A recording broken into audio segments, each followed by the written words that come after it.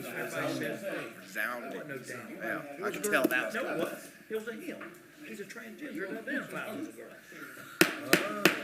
Good evening, ladies and gentlemen. We're going to go ahead and call this regularly scheduled March 27th City Commission meeting to order. I'd like to begin with an approval of the agenda as it was published. I have no amendments or changes. So moved. I have a motion from Commissioner Coleman, a second from Commissioner Martin. Any comments or questions from the dais? Hearing none. Any comments or questions from the public? Hearing none. All those in favor signify by saying aye. Aye. Motion passed unanimously. We'd like to invite Pastor Cameron Donner from Jonesville Baptist to give tonight's invocation. If you would please stand for the invocation, remain standing for the Pledge of Allegiance, which will follow. Pastor Cameron. Thank you. Let us pray. Dear Father, thank you for this chance we have to just gather here. I pray for this Board of Commissioners as they seek to lead our community. I pray that you would watch over the decisions that are made, that you would continue to guide it, and that we as citizens would continue to do our job to maintain and uphold the things that you do in this community. In Jesus' name, amen. Amen.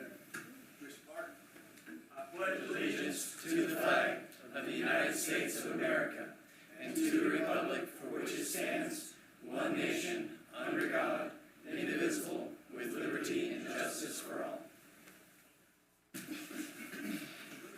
Thank you, Pastor. We appreciate it. You brought some good help here tonight. If anybody, I don't know if there are any butts or ribs slabs still left to sell. Too late. Well, you missed out. You missed out, but you got a good salesman there with you. Okay, we have one presentation tonight, and I'm going to ask Commissioner Clark, you want to step down and introduce this item to us? Don't start the clock on Commissioner Clark, please. I appreciate that. Okay, thank you, Mayor. Tonight we have a special presentation. Debbie Boyd, former commissioner, former representative for the state of Florida, and a great committee member, board member for us. And we have the rest of the board or the committee here tonight. So we'll be giving you a presentation on the up and coming Veterans Memorial. I'm not sure the right way to address. Is it Representative Boyd? Is it Commissioner Boyd? What's the once a representative, always a representative. So, Mr. Mayor, it's Representative Boyd. Representative Boyd, welcome back here tonight. Thank you very much.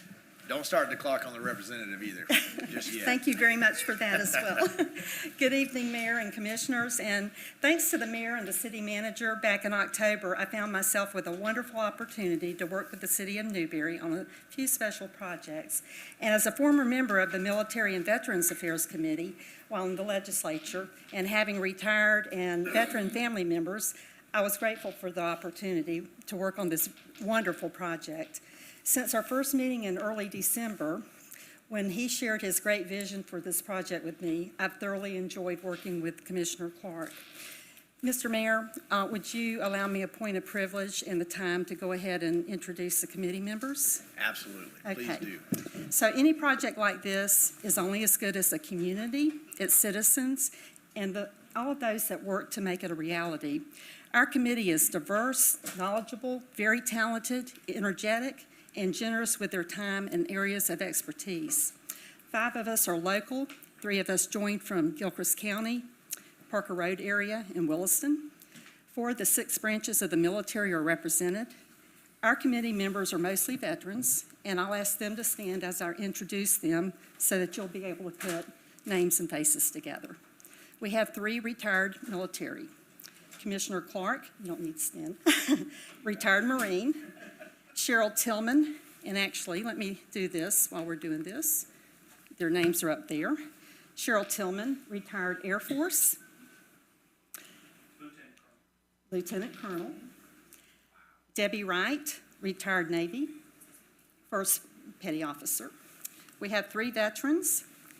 Alan Durrance, Army Green Beret. Charity Hall, Air Force Special Forces. And Terry Hoyt, naval veteran. Paula Willis, Paula, is a local artist, and she and I are the non-veterans in the group. So, Commissioners, this is mostly a visual presentation, and you have the information in your packets. So, until our first meeting, Commissioner Clark and I didn't really know that we had been working independently on this project. We were both researching and visiting memorials. I was researching materials, And then Paula joined our efforts to help with the conceptual. We formed our committee in early February, thank you. And we've had 5 meetings since and have really worked through these goals that are on the screen, and I'll go through those later. When Commissioner Clark and I first met in December, whoa, not there yet.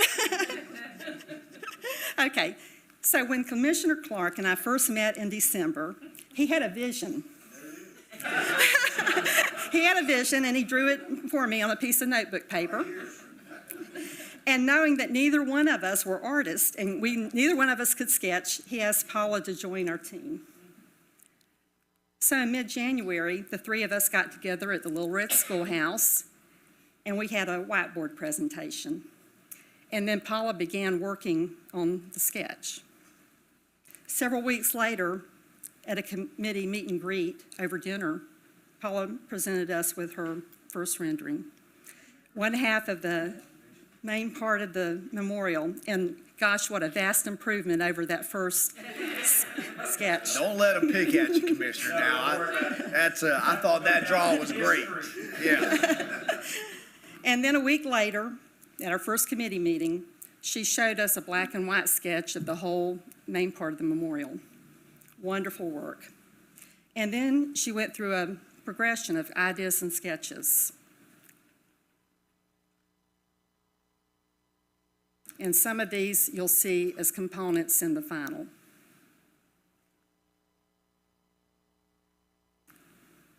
So there's the final.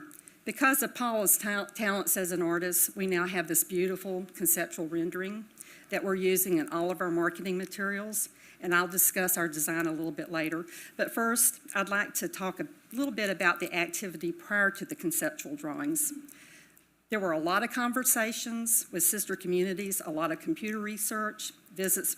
We visited several area memorials, all of which helped us some with our spatial design, materials, decisions, and learning from others' experiences.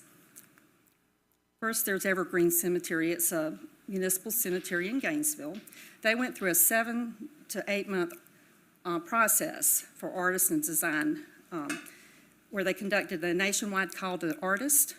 They received 67 portfolios, selected 3 to submit designs, and the chosen artist acted as the project engineer or manager and subbed out the work.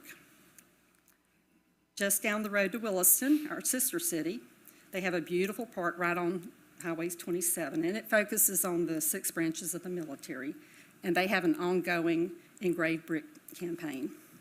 We didn't visit Stark, but they have a very pretty memorial, and those are 6 war emblems, beginning with World War I on the left and through Desert Storm on the right.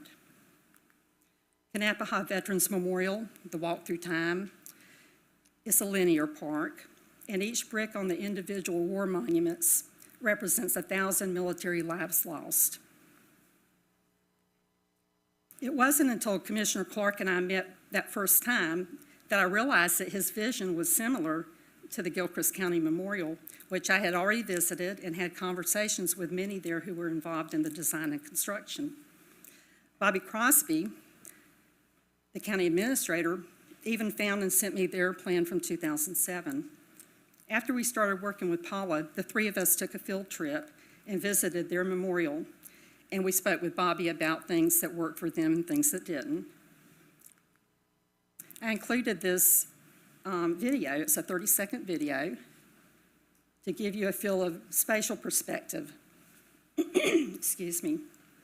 Their memorial focuses on the wars, and all service members' names are engraved on the respective war monuments. They incorporated engraved bricks around the memorial.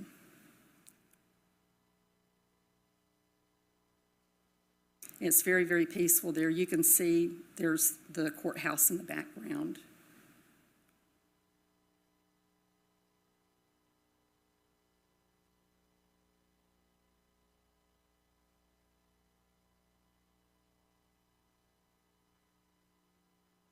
So now let's get back to our conceptual design. A 10-foot wide sidewalk bordered with bricks leads to a 54-foot diameter concrete slab with engraved and aesthetic bricks incorporated. We like the circular design because it is a symbol of infinity. Around the perimeter and set in about 2 feet are 6 granite monuments with bronze military emblems and engraving and granite benches. On each side are 4 columns with an architrave on top. There's a 12-foot diameter raised brick area in the center. Our plan is to include a bronze 3D sculpted state of Florida with a special feature to signify Newberry's location inside that brick area. But we're finding that that could be very, very costly. So an alternative would be to put the American flag pole in the middle of that. And I don't know why I have a frog here. No, I'm good, thank you. So walk through to the area beyond, and it has a curved brick wall across the back and the 6 military flags and benches. And this area would be a quiet place for reflection and meditation. There will be lighting in both areas. And we will incorporate our existing Veterans Memorial and a bronze battlefield cross. The focus of our memorial will be on the 6 branches of the military and will honor our veterans and fallen who have served during war and peace.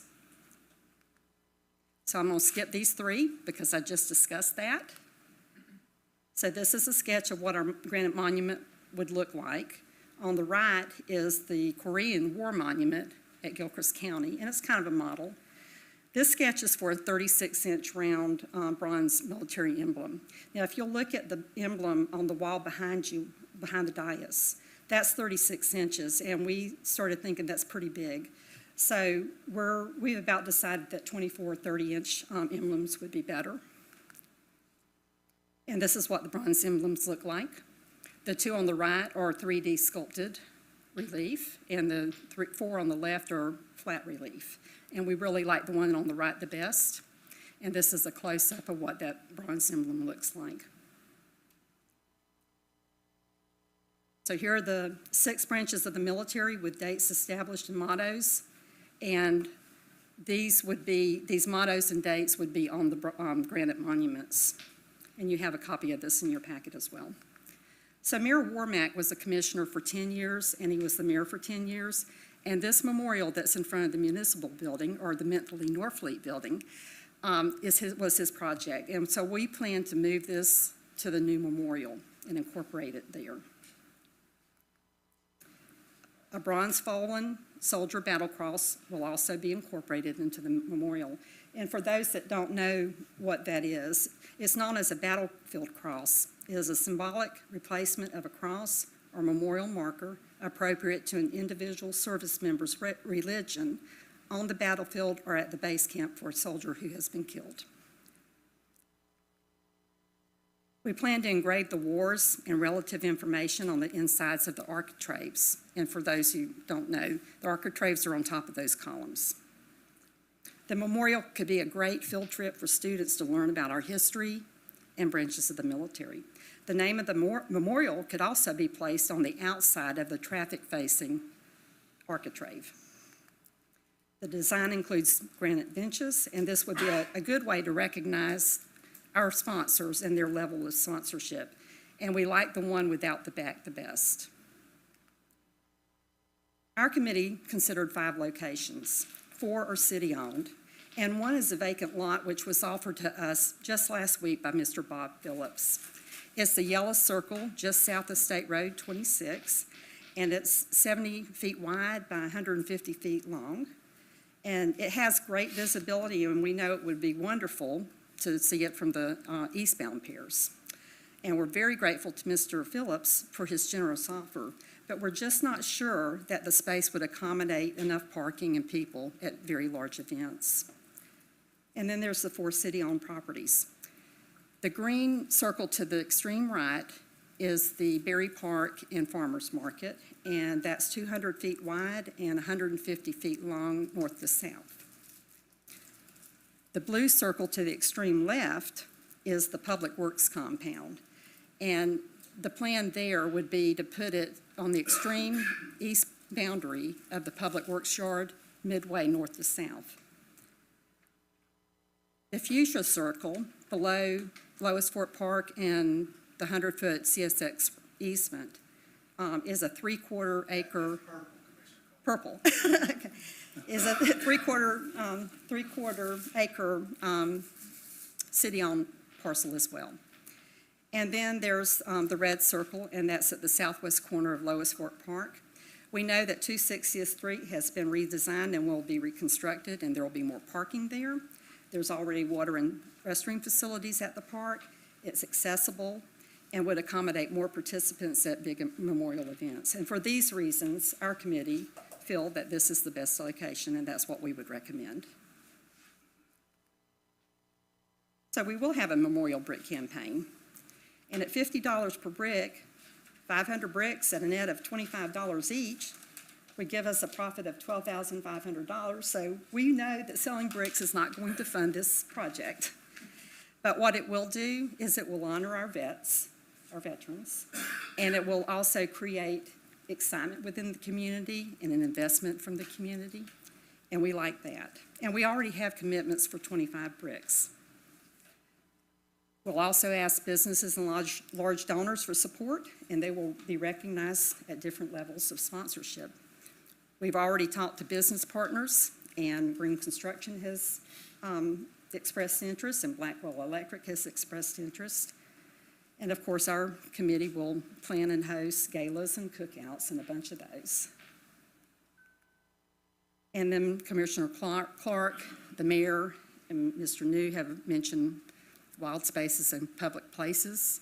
We know that there's grant opportunities. We have a new grant writer. She suggested an educational grant, which we have that component. And then, of course, we've got our branding. We've got cohesive branding right now, and that's thanks to Alan. Alan's gift of graphic design has really taken us a huge notch up and given our campaign a very, very professional look. So we'll go live on our internet presence by Saturday. That's our Facebook page to the right, and Charity is working on our website. Here's a look at what the banner looks like. That's a 3-foot tall by 6-foot long banner that we'll have at the festival this weekend. And we have a full complement of branded print materials. We'll go around and we'll give awareness talks to the community organizations, and we'll also be at the community outreach. Part of our community outreach will begin this weekend at the Spring Festival. And I really want to thank Main Street for making space for us and not charging us to be there. That's huge. So, Mr. Mayor, I think that it's appropriate to end our presentation with the mission statement, which is the reason why we are all working on this wonderful project. Do you mind? Okay. Together, we will build a beautiful memorial to honor all veterans, those who served during times of peace and times of war, and those who made the ultimate sacrifice. Our memorial will recognize all branches of the military and will be a place where we will be reminded that America is the land of the free because of the brave who serve and defend. A place where our youth will learn about military history and understand that ours is a great nation. A peaceful place of meditation and quiet reflection for veterans, their families, and our community. A place that our community will be proud of for many generations. Together, we will honor our veterans. So, commissioners, we know that this project is a marathon, but we're committed.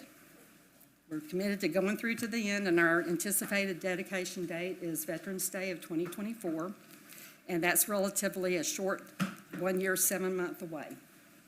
So anyhow, we really appreciate the opportunity that you've given us to start this process, and we'll now take questions. I know that Commissioner Clark probably wants to say something before I ask him and give him the mic. I just want to say thank you to this committee. I'm blown away by a lot of things in this presentation, but the wealth of experience that you have pulled together, Commissioner Clark,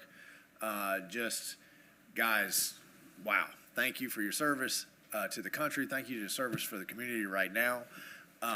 This is gorgeous. This would be something that every single person in the city of Newberry and every community around us would drive by and just have my reaction and say, wow. So, with that, Commissioner Clark, did you want to say anything here tonight? I'll just say a couple quick words, Mayor. There again, thank you, Debbie, and it's been a pleasure. Absolutely, like I've said, I know Debbie's staff time started out about 10 hours a week, and I think she's around 40 now, so she's putting a lot of effort in this. Thank you to everybody sitting in the audience as part of this committee. We get to meet about once a week on Monday, and right now, thank you again, Paula. This thing turned out wonderful. Thank you, and there'll be more to come, and I know Saturday is our festival. Yes. So there again, just thanks to everybody. Okay, thank you. And I think, correct me if I'm wrong, Commissioner Clark, our Representative Boyd, I think what the committee's looking for is some 20,000 level foot feedback right now. Clearly, when we get into budget season, we'll start talking about those kinds of things, and at some point, we'll have to zero in on picking a location. That's the first I've heard that Mr. Phillips offered his property. Whether we take it or not, please pass along our gratitude. I think that's would be a fantastic spot. I think I share your concerns about larger events, parking. I think Lois Park, just to be able to have kids come out and have all day long events, that made a lot of sense right off the bat to me. But clearly, the one thing I take away from this presentation is you guys have put way more thought into this than I have. So, and I appreciate that so much. Commissioner Mr. Clark? Mayor, I'll just say that you're right. This is really like a 40,000 foot down look. As we get closer, we'll get into more of the money. We've got a lot of RFPs out there. We've got a lot of local vendors, as was said, Blackwell Electric, Green Construction, and we'll be getting into more of this, and then we'll come back and give more information to the dais and to the staff and everybody. But we're going forward and pretty fast. Anybody have any of that 20,000 level foot feedback to give Commissioner Farnsworth? Yeah, I think it's a wonderful concept. It's a wonderful idea. I like it.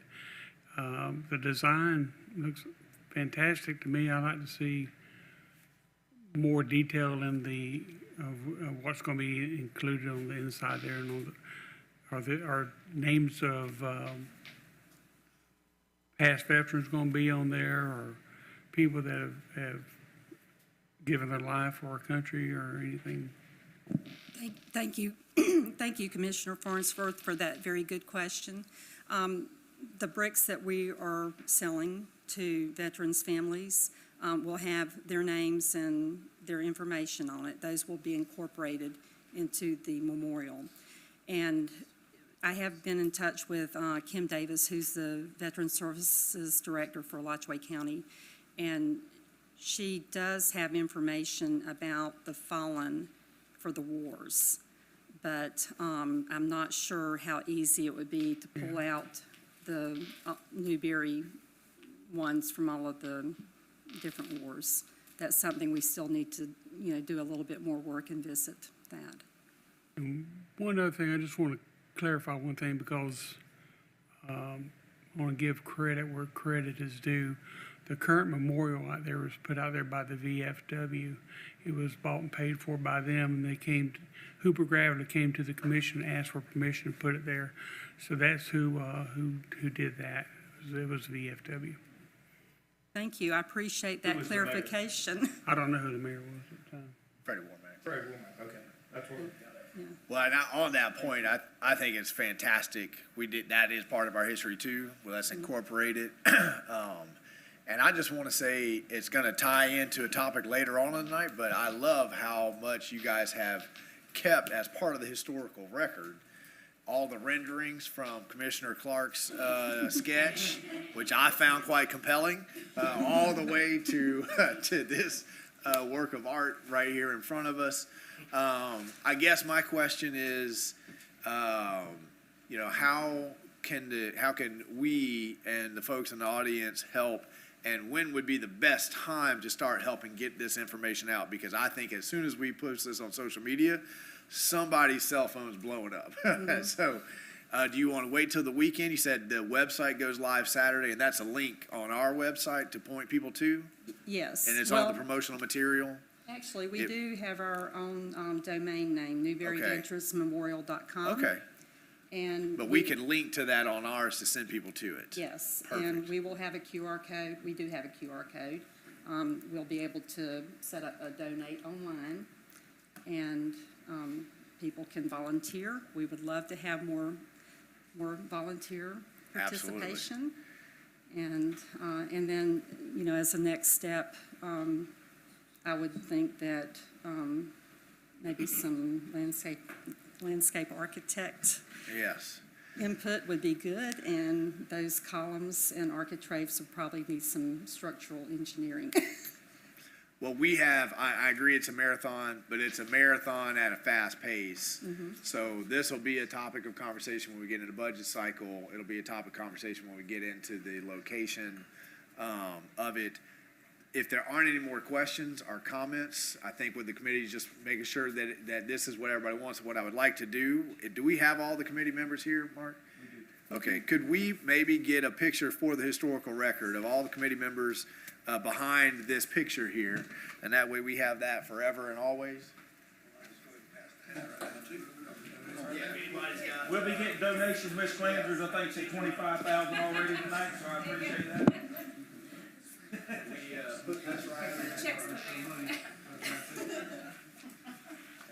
Get all y'all to just come stand right here. Come on, Sheriff. That way we'll always.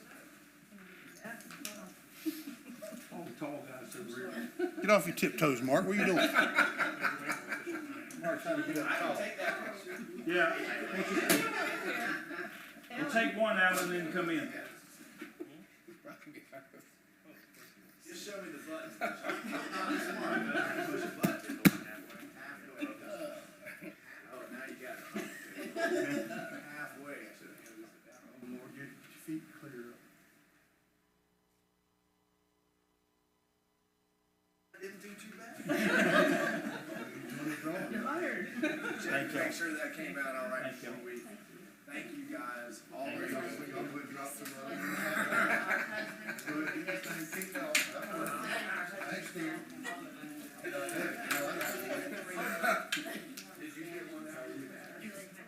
Good. Awesome. Good job, Clark. All right. Team effort. Good job. All right. And they will all swing by that tent at the festival this weekend, April 1st. I think the Gators get $100 a brick, so you might want to up it. We won't. Maybe veterans get 50 and everybody else pays 100. I don't know. That's y'all. Okay. That's going to move us to public announcements. Ladies and gentlemen, your commission likes to hear from you frequently and often, so we set aside time at the beginning to hear from you. These are the 2-minute non-controversial announcements. If you have something a little more in-depth to talk to us about, we set aside public comment at the end of the night as well. And did I do that back? You seem really close. Did I mess up the camera? Hang on one second, Joy. Because the camera is pointing specifically at a spot. I was trying to create a little room. What do you think? I'm looking for dents in the carpet, but I don't see any. Look good? All right, go ahead. Okay, thank you so much, Joy Glanzer. And I wanted to announce to you on April 22nd, we're going to have, for the Newberry Opioid Task Force, we've partnered with the Newberry Fire Department and the Health Promotion and Wellness people in Gainesville for a drug take-back event. It's going to be at the fire station, and Chief Vogel has offered to his firemen to make a barbecue dinner, and so they're going to sell that for $15, 2 for $25, and it's going to be an event from 10 to 2. We will not interfere with Westfest. We'll be done by the time that starts at 4. There's going to be other things at the fire station that day, a touch-a-truck for children. There'll be a demonstration of CPR and Narcan for the public, and the funds are going to be split between the Newberry Fire Department and the Newberry Opioid Task Force, and the fire department wants to they want to install a baby box. And for those of you who don't know what that is, there's none in Alachua County, and it's a safe place for someone to drop a child in the event that it's unwanted. And it may take years for the first child to be dropped there, but of course, if that ever happens, it would be worthwhile. But I invite you to come April 22nd, buy a lunch, and support our cause. April 22nd. Thank you. Thank you.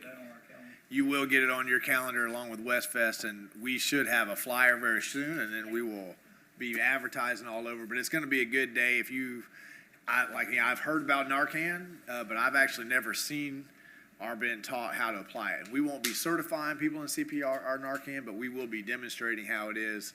And Narcan, if it's not, it very quickly will be available over the counter because this fentanyl crisis is blowing up. And I was in a hurry. I think I forgot to emphasize that this is actually a drug take-back event. If you have any drugs in your medicine cabinet or someone has them, they don't need anymore, or if someone who is a user decides that they're done, it's a safe place to bring your drugs that day, no questions asked. You just drop it in the box, and that's what it does. So thank you. So this is a great event because it's cooperation between health promotions and wellness. They're taking the drugs, so you can drop them off. You got old ones in your medicine cabinet.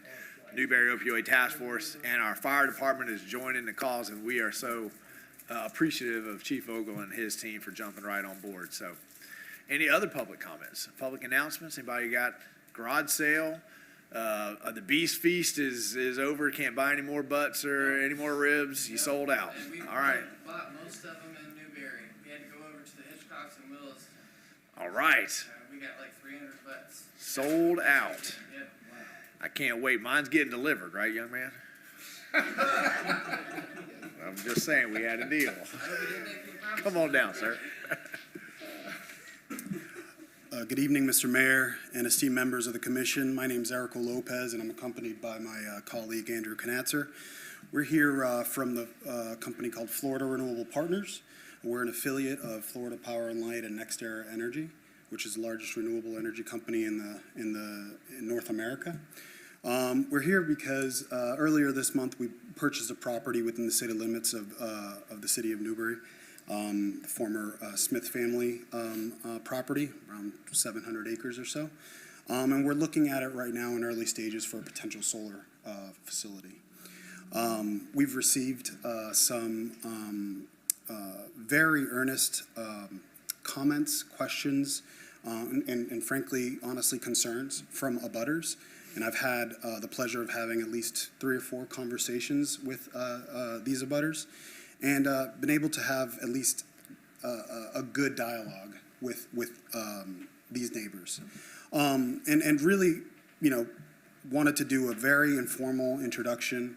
I'd be privileged to come back and have an actual allotted time to present background on our company and who we are.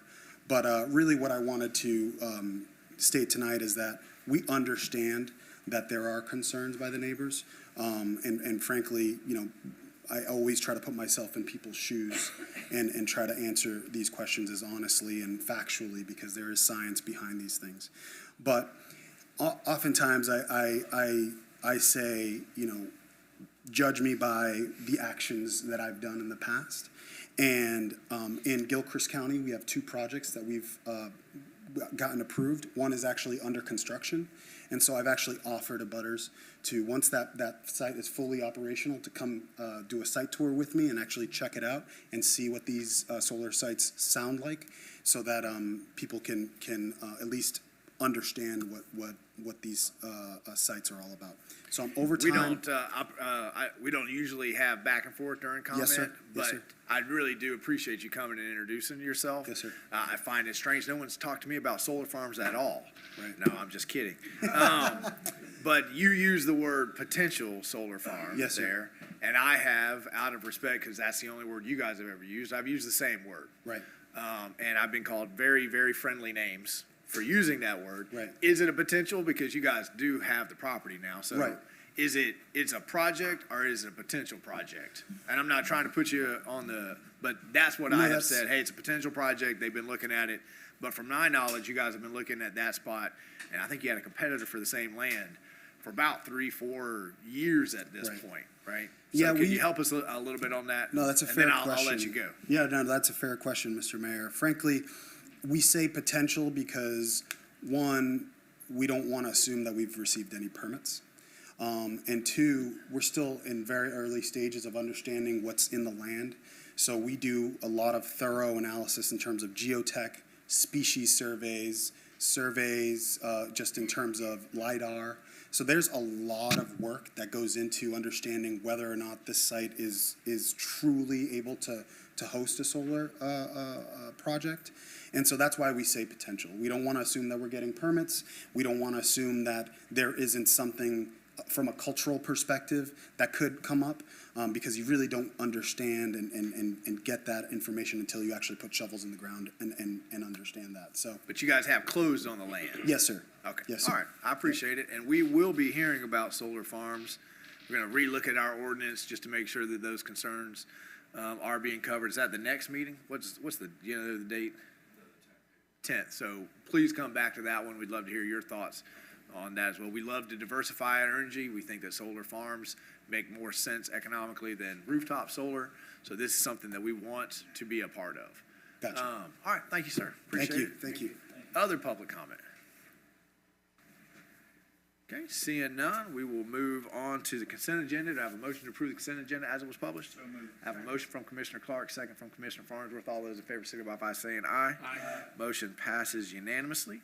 We're going to be entering into quasi-judicial at this point in time for item 4 on tonight's published agenda. When we enter into quasi-judicial, it means the commission is going to stop being a legislative body and become a judicial board, which means that we have to follow certain rules and adhere to a different standard of decision-making. The primary rule we must follow concerns testimony. The substantial and competent evidence standard must be met when the judicial board makes a decision. This standard states the following, and I quote, all public testimony will be taken under oath. Everyone testifying will be subject to cross-examination. All documents and exhibits will be entered into evidence, and the giving of opinion testimony is limited to experts. Closing arguments will be limited to the evidence of record. I'm going to ask the city attorney at this time to read into the record the the resolution by title and number. Yes, sir, Mr. Mayor, this is resolution number 2023-19 SD 23-01, a resolution of the City Commission of the City of Newberry, Florida, approving the final plat entitled Lakota as authorized under section 5.18 of the City of Newberry Land Development Regulations in an agricultural A zoning district on certain lands within the corporate limits of the City of Newberry, Florida, repealing all resolutions in conflict, providing an effective date. The appropriate motion is to pass resolution number 2023-19 as read by title only. Thank you, sir. Now I'm going to ask the clerk if she would swear in the applicant, staff, and anybody participating requesting to speak. We have 2 quasi-judicials on the agenda tonight, folks. If you're here to speak to either of them, would you please stand up and we just get everybody sworn in? Mr. Norfleet, are you going to testify in any quasi-judicial here tonight? All right. He said, he shook his head no. Let the record state. Madam Clerk. Please state your name, starting.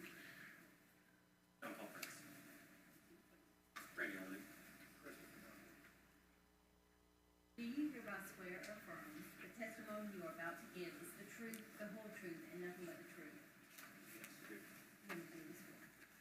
Thank you, Madam Clerk. All right, we're going to go ahead and deal with ex parte. Ex parte is any communication or conversation or transmission of information that may have bearing or influence on any voting member's decision. Again, gentlemen, we have 2 quasi-judicials. Let's do ex parte for both of them. Commissioner Coleman, anything to report? None. Commissioner Clark? None. Commissioner Farnsworth? Commissioner Martin? None. Commissioner Mazon? Nope. Okay, I'm going to now explain the order of presentations that we're going to, follow tonight. If nobody new enters the room, I'm not going to go through this presentation order again. Someone new does come in, I'll need to read all this over again. First, we're going to hear from the staff with an overview. Then the applicant has the opportunity to make a presentation with no time limit. Then staff will come back and give staff's report and recommendation, also with no time limit. I've not been contacted by anybody wishing to claim a third-party intervener status for either quasi-judicial tonight, so we'll enter into public comment. Any member of the public wishing to speak to either of these quasi-judicials will have 3 minutes to do so. Then the applicant cross-examine, staff cross-examine, member decision-making body through the chair can ask questions of the applicant or staff or any of the participants. Then we'll hear final arguments. Then the city attorney will advise decision-making bodies, applicable law, and the factual findings that must be made to approve or deny the application. Then we will deliberate, and after deliberations, we'll have a motion to approve the conditions, continue, or deny the application. With that, John Paul, will you give us the overview? Thank you, Mr. Mayor. John Paul Perez, Planning and Economic Development Department. The request before you tonight is the final plat for the Lakota subdivision. I have prepared a brief overview. The applicant does not have a presentation, so we can take a break and you can ask some questions, or I can go straight into my presentation. Awesome.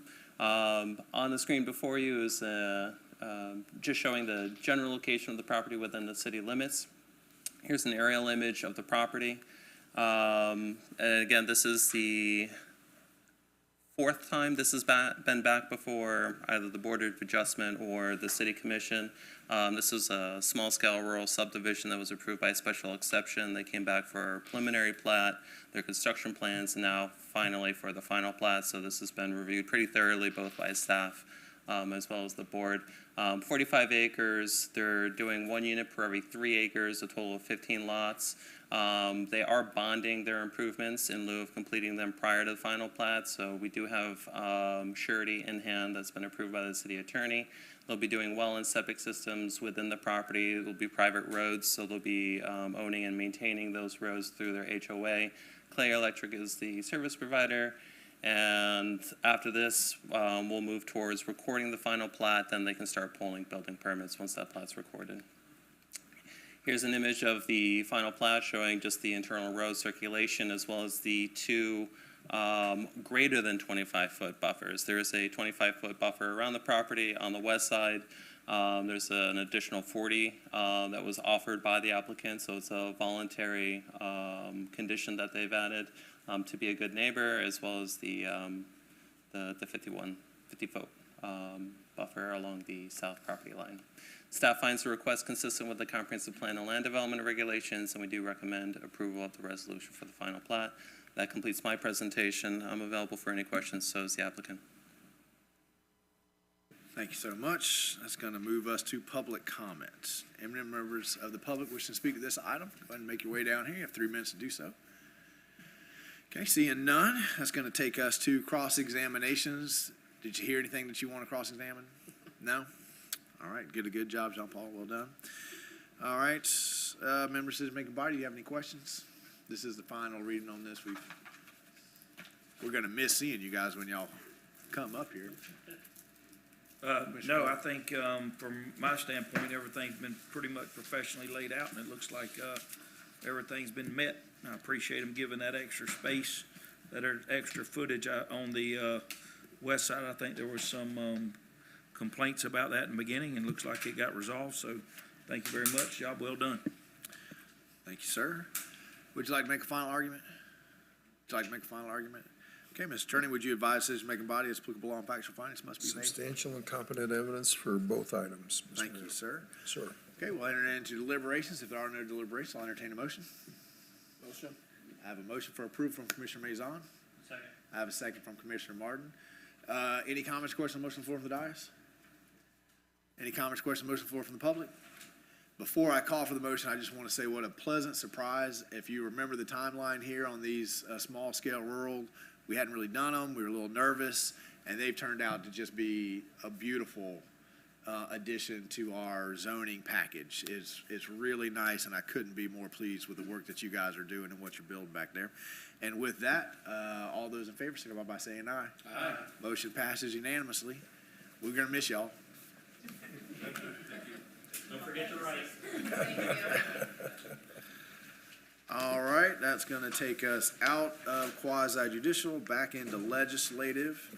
And item number 5, John Paul, here come. This is a request for small scale. Hold on, they want a picture. Oh, they want to, don't get in the way. You guys can come up and get with the city of Newberry seal if you want. Now, I just found out it's 36 inches. Now, this is a request for small-scale future land use map amendment for a portion of the municipal territory. Mr. Attorney, would you go ahead and read ordinance 2023-10/CPA 23-08 into the record for us? Yes, sir, Mr. Mayor. This is an ordinance of the city of Newberry, Florida, amending ordinance number 4-91 as amended, relating to the amendment of the future land use plan map of the city of Newberry comprehensive plan under the expedited amendment procedures established in sections 163.3184, subparagraph 2 and 3 of the Florida statutes, and in conformance with sections 163.3161 through 163.3215 of the Florida statutes, providing for a change in future land use classification from agriculture to public on certain lands within the corporate limits of the city of Newberry, Florida, affecting tax parcel number 02538-004-000, consisting of approximately 2.5 acres, providing severability, repealing all ordinances in conflict, providing an effective date. Appropriate motion is to pass ordinance number 2023-10, as read by title only. Thank you, sir. Sure. All right, John Paul, take us through the second reading of this. Thank you, Mr. Mayor. Again, John Paul Perez, Planning and Economic Development Department. Again, yes, this is the second reading, so I'll be very brief and available for any questions afterwards. This city is the applicant on this particular petition. This is an aerial image showing the general location of the property within the city limits. The current future land use for the property is agriculture. We're proposing to change that to public to align with the existing cemetery and adjacent uses. Staff does recommend approval of the ordinance. We do find it consistent with comp plan and the land development regulations. That completes my presentation. Thank you, sir. Questions for John Paul? Next quasi judicial. We'll make it a requirement. Okay, if there are no questions on second reading, not trying to rush, but we've gone over this a couple times, so. This is on the west side of the existing, right? If there are no questions, I'll have a motion. I have a motion for approval from Commissioner Mazon, second from Commissioner Martin. Any comments, questions on the motion on the floor from the dais? Public comments or questions on the motion on the floor? Seeing none, all those in favor signify by saying aye. Aye. Motion passes unanimously. That's going to take us back into quasi judicial. Ada, did anybody new walk in? I don't. Mr. Norfleet walked in before I started reading. I was timing it, so we're all good. Okay. So I'm just going to go ahead and ask the attorney to please read into the record on second reading ordinance 2023-13/LDR 2309 into the record now. Mr. Mayor, an ordinance of the City of Newberry, Florida, relating to the amendment of the official zoning atlas for the rezoning of 4.29 acres, more or less, pursuant to an application by the City of Newberry, amending the official zoning atlas of the City of Newberry Land Development Regulations, providing for rezoning from residential single-family RSF2 zoning district to public facilities PF zoning district on certain lands within the corporate limits of the City of Newberry, Florida. Alachua County Tax Parcel Number 02035-000-000, providing severability, repealing all ordinances in conflict, and providing an effective date. The appropriate motion is to pass ordinance number 2023-13 upon its reading by title only. Okay, thank you, sir. We've already sworn everybody in, and we've done ex parte. So we're going to start with staff overview. Thank you, Mr. Mayor. Again, John Paul Perez, Planning and Economic Development Department. Second reading of the ordinance to rezone the current Public Works site with the recently adopted Public Facilities Zoning District. This aerial image shows the general location of the property within the city limits. The current future land use for the property is public. The current zoning of the property is residential single-family RSF2. We're proposing to change that zoning to public facilities to align it with the future land use. Staff does find the request consistent with the comprehensive plan land development regulations and does recommend approval of the ordinance on second reading. That completes my presentation. I'm available for any questions should you have. Okay. Let's have public comment. Any members of the public wish to speak to this agenda item? You have 3 minutes to do so. Seeing none, it's going to take us. You want to cross-examine yourself, Sean Paul? Commissioner Martin wants you to now. Members of the Make Body, you got any questions for staff? Zero. Yes? No? Zero. All right. Members of the Make Body? No. Final arguments? No. Already advised. Deliberations, if there are no deliberations, I'll entertain a motion. I have a motion for approval from Commissioner Mazon. He's beaten all to the punch tonight. Was that a second from you? Second from Commissioner Clark. Any comments, questions on the motion on the floor from the dais? Public comments, questions on the motion on the floor? Seeing none, all those in favor signify by saying aye. Aye. Motion passes unanimously. That takes us out of quasi judicial. And Brian, are you gonna introduce? We're adjusting the Board of Adjustment Chair Ordinance 2023-19. Is that you, Brian? Scott, you want to go ahead and read that into the record Yes, for sir. us? This is ordinance number 2023-19, an ordinance pertaining to the procedure of the Board of Adjustment of the City of Newberry, Florida, amending the prior Article 3, Section 2 of the Land Development Regulations of the City of Newberry to designate the city mayor as the presiding entity of the Board of Adjustment, repealing all ordinances in conflict, providing an effective date. The appropriate motion is to pass ordinance 2023-19 upon its reading by title only. Thank you, sir. Brian, take it away. Thank you, Mr. Mayor. The recently commission directed staff to come back with an ordinance that would realign who the presiding entity of the Board of Adjustment is. Currently, it's elected from the body. Well, going into the actual presentation. Currently, members of the Board of Adjustment elect the chair and vice chair from the membership to serve in the absence, and vice chair to serve in the absence of the chair. Back in March 13th, 2 weeks ago, Commission directed staff to go ahead and draft the ordinance that would change that to where the non-voting mayor would then serve as the chair, just like on the commission dais. The ordinance makes that change. It does still say that the vice chair is to be elected from the members of the Board of Adjustment, so you still need to elect a vice chair to preside when the mayor is absent. And that's about the simplest Bless you. ordinance I think we've seen in a while. I have a motion from Commissioner Coleman. Do I have a second before his motion dies? Second. I have a second from Commissioner Clark. I actually only had one question, but I yield to the commissioners to ask questions first. But my only question is, I'm understanding this right. So, commission, after elections, elects a mayor pro tem and a vice mayor pro tem. The BOA as a separate body, now the chair is designated, but there's a vice. I mean, there have been rare, but it has been times where two people have been absent, and the chair or the mayor so it seems to me like whoever the pro tem is of the commission and the vice pro tem should just automatically be for the BOA. Is that what this is, or is it not quite No, what sir. this is? The way it was drafted by the city attorney's office, it would still elect a vice chair from the body. However, that's an easy modification to make for second reading. That would be the only thing. I'd say when we elect the mayor pro tem and the vice mayor pro tem on the commission, whoever those people are automatically the mayor pro tem and vice mayor pro tem for the BOA. Our chair, vice chair, and you'll figure it out. A bunch of chairs, right.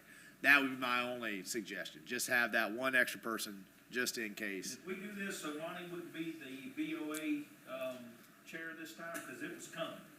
I mean, I didn't put that together. I didn't put that together. He's but going to Lake City.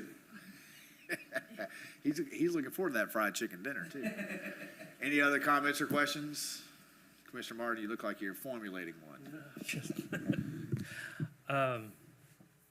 I wasn't here for the 13th meeting, so I don't really know the extent of the genesis of what this was brought around for. The only thing I'm potentially concerned about is the optics of looking like the mayor is doing too many jobs or wearing too many hats, but maybe you guys talked about that on the 13th?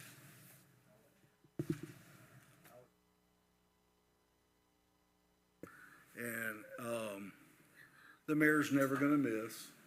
He's gonna always be here, so we gotta worry about all these vices. What happened two times ago when I had to be the mayor? When he was in Washington DC. Well, it won't happen again. Thank you. Commissioner Farnsworth, you have it. This was, if I remember right, this was your question, not necessarily the idea, but that's how we got started on this topic. Yeah. Well, question. Correct me if I'm wrong, but I think that's how it was done previously, and then one of the former mayors changed it around so that more convenient for what he had to do at the time. So I think we're just changing it back to the original way it was done. And I don't have an objection. I know the previous mayor rarely ever stayed for the Board of Adjustment meetings, but I never leave for the Board of Adjustment meetings. I just don't have a role. I'm just like a liaison. So I'm fine to continue doing it. It's one less step of shuffling things around. And it kind of brings a consistency, I guess. Okay, so I have a motion by Commissioner Coleman. Second. Seconded by Commissioner Clark already. Any other comments or questions on the dais? Public comments or questions? Hearing none, all those in favor signify by saying aye. Aye. Motion passes unanimously. All right, that moves us right on to, and you're staying right there. Mr. Attorney, would you please read ordinance 2023-19 into first reading, please?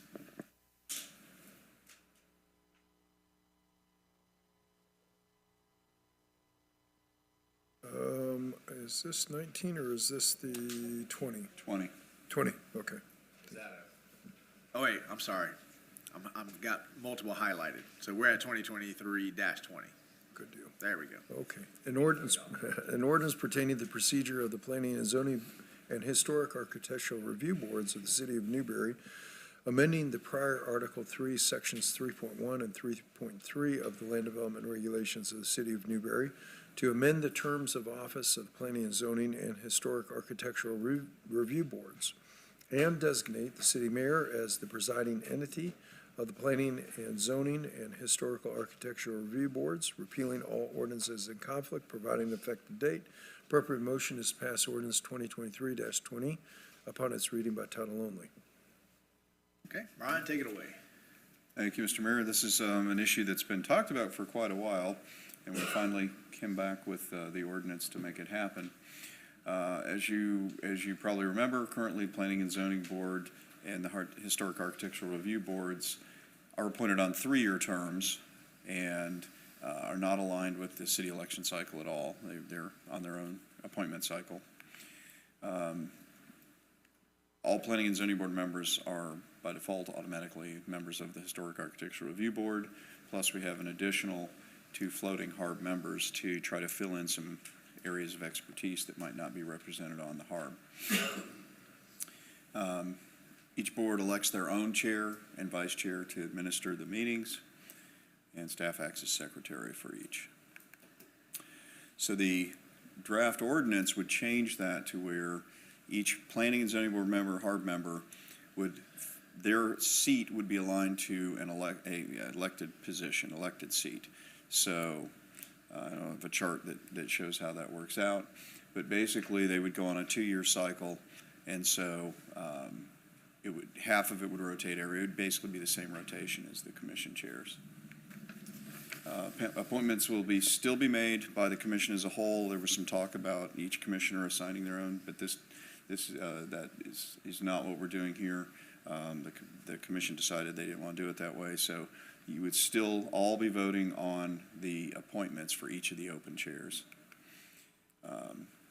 Staff will advertise the open positions just like we always do as current practice, and one difference is the commission directed staff that they want staff to evaluate the applications based on different criteria, qualifications, and then to come back and rank those for the commission to give the commission some idea of at least what staff's opinion is on the rankings.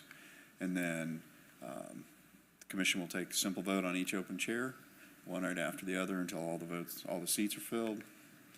And it realigns it again so that the ex officio non-voting mayor would serve as the chair for both boards. The mayor is already the liaison anyway, and so the mayor would already be at the Planning and Zoning Board and the HARB meetings, so it's not adding an extra task to the mayor other than presiding as chair at each of the meetings. And so that would be the proposed alignment. Each of the seats for the PZ and HARB being assigned to a commission group.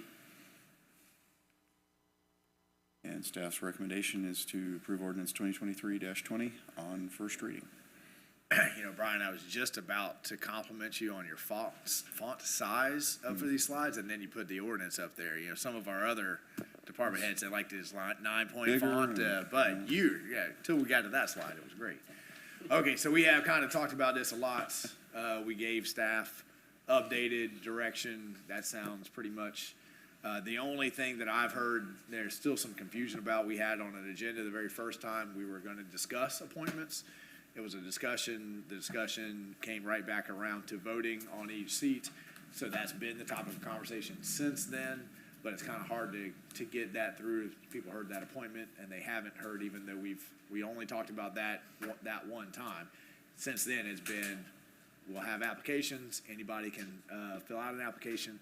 The only difference now is staff will say, okay, this person is an engineer. We don't have any engineers. This person is a working class, is a small business owner, is a teacher, right? We don't have these perspectives, and that way it'll give us a little bit of a frame of reference in order to make sure we're getting a wide range of perspectives. So, questions on ordinance 2023-20?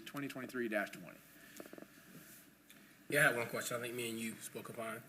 So the now members that are on the, would they have to reapply if they wanted to run again? Mr. Mayor, they would have to reapply for their appointment status when it comes up anyway. But it will not actually dislodge anybody. If we follow this right now, their current seats would remain filled. It actually falls at just the right time to where we would be appointing 3 coming up based on the election cycle, and then the others would remain and fill the rest of their terms until the next cycle. So it wouldn't unseat anybody that's currently seated, and then everybody would be on the 2-year cycle after this first cycle starts. My only thought about that since the Commissioner just said that is, it does seem to me like after that first round, because we're doing a new sort of ranking system, after that first round, maybe incumbents just say, take my previous application. Because I haven't had a chance to look at the new ranking system or the new application. I know when I first started, the application was basically your name and your address and a phone number. Now we at least ask some questions about, what's your vision of Newberry? Why do you want to serve? Those kinds of things, so we can kind of get a feel for everybody. Is that something that you guys would want to entertain, or do you want even incumbents, once they've gone through this new system, to continually fill out that application so they go through the ranking process? And you don't have to answer that right now. Let Commissioner Martin ask his question, and then we can come back to it. I think it's a small point, but yeah. Is the selection on the planning and zoning, is that part of the charter, though? Mr. Mayor, not to my knowledge, no. It's that we have a P&Z as part of the charter, but not how we select them. Right. Okay. Let me correct. I don't think the P&Z is part of a comprehensive plan, it's part of good planning strategies, but I don't think that the P&Z is actually in the charter. It's a requirement of the state, Mr. Mayor, that we have. There you go. Local So, planning and agency. our theme of the last charter revision was, if it's a requirement of the state, leave it to the state. I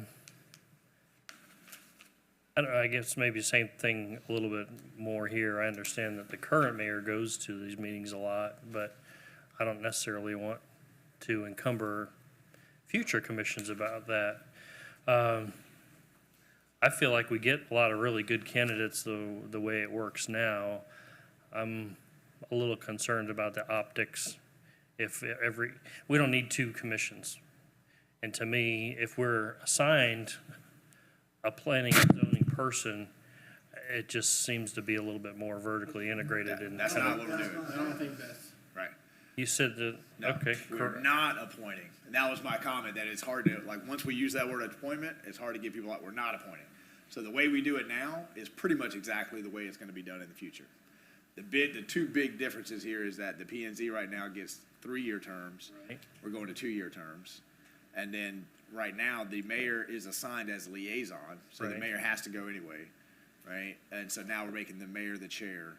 And there's some sunshine issues in that. I know we had a lengthy conversation the first time about the pros and cons of the mayor chair. Mainly it was about sunshine issues, chair being able to focus on running the meeting, those kinds of things. But we're not appointing.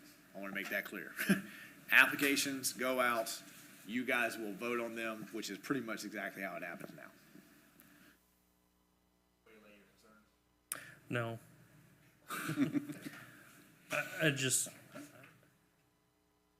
I don't know, from a KISS approach, this doesn't sound very simple to me. But that could just be me, I don't know, but it doesn't. Nothing's really changing. 3 years P&Z, 2-year commission. Now the P&Z will be 2 years, like the commission's 2 years. Well, unless I'm comfortable with something, I don't want to go there. For me, that's All right. just me. Anybody else have? I'm 1 of 5, so. All right, Commissioner Coleman?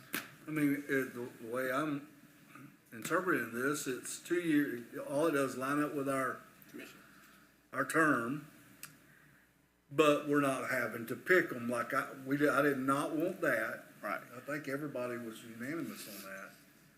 It'd still be an application process. So the only difference is really the whole thing is we're scaling back their job to 2 years instead of 3. Which was an accident.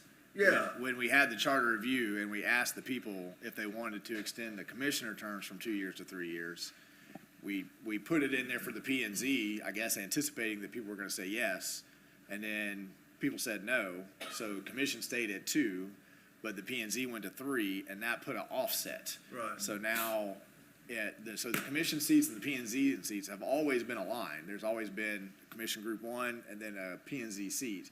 But then when that happened, that mistake happened, that offset everything. So now we're just resetting the clock back. I mean, I think Commissioner Farnsworth made a comment earlier, and actually what we're doing right now takes us back to traditionally how it has been done. in the 40s?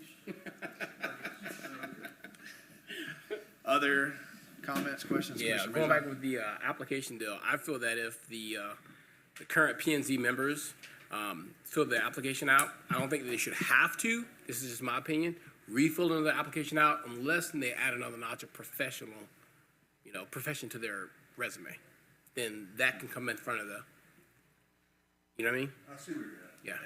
Yeah. I think that's, I mean, I would think of it, yeah, they're already there, they're already out, they can either choose to resubmit the application they have or ask for it to update because they went to CRA training or they did something that they want you guys to know that they did. But the whole idea of the ranking is just so that we don't end up with 5 teachers, right? We don't want 5. We want to make sure, which has always been a stated intent. Again, nothing new here, Commissioner Martin. You guys have said over and over again, you want to make sure the P and Z is populated by different areas of the town, different perspectives of the town. This is kind of codifying that into the process. Okay. Any other questions from the dais? Do I have a motion? Did I have a motion? No? I got a motion by Commissioner Coleman, second by Commissioner Maison. Comments, questions, motion floor up here. Public comments, questions on the motion on the floor. Come on down.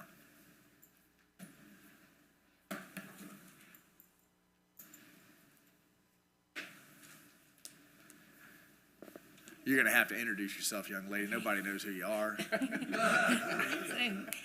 Good evening. I'm Frances Bradley, and I'm speaking on behalf of our Executive Director, Charmaine Manning. She's actually in D.C. this week, so she asked me to speak about the historic preservation part of our Main Street. So she put together just a few speaking points about Newberry Main Street, that although we're really excited about our beautification projects and the activities that we're bringing, another key point to our organization is preservation. And so when you're speaking about the HARB, it would be beneficial for Main Street to have a part of the HARB because that's a key point that we're supposed to have through our accreditation through the state and the national. So I know that you spoke of different qualifications and things. I didn't know in some way if we can make it where Main Street has someone that is a part of that also to help tie in our preservation parts. See, that's an interesting, where did Brian go? Oh, he's hiding right there. Our HARB ordinance right now, you get the 5 P&Z members automatically. The other 2, seems like there were special, I know that one of them doesn't have to live in the city of Newberry. Do neither of them? Are there any other, can you let him have the mic and answer this question real quick? And don't go far. Is there any other special qualifications behind? Mr. Mayor, the other 2 positions, the floating positions, do not have to be residents of Newberry. And those were to help us fill some specialty, like somebody who has extensive history or knowledge on historic preservation, for instance, or engineering, or any of, there's actually a list of ideal qualifications to sit on the HARB. But in a small town, sometimes it's hard to actually, fill those positions. And so that's why those 2 floating positions were created to allow to bring that expertise. For instance, Joe Montalto, he's an engineer, but he's also, he basically created Gainesville's bed and breakfast district quite a few years ago. And so he's got a lot of history in historic preservation and renovation and things. But we already have ranking, because the P&Z ranking, just having staff say these previous qualifications, we already have that for the HARB. So if somebody applied and said, I'm a member of Main Street, I would imagine that would elevate them in staffs, like, hey, there's an opportunity here. I guess I Correct. worry about forcing it to always be Main Street, right? Because Main Street right now is very dynamic and robust.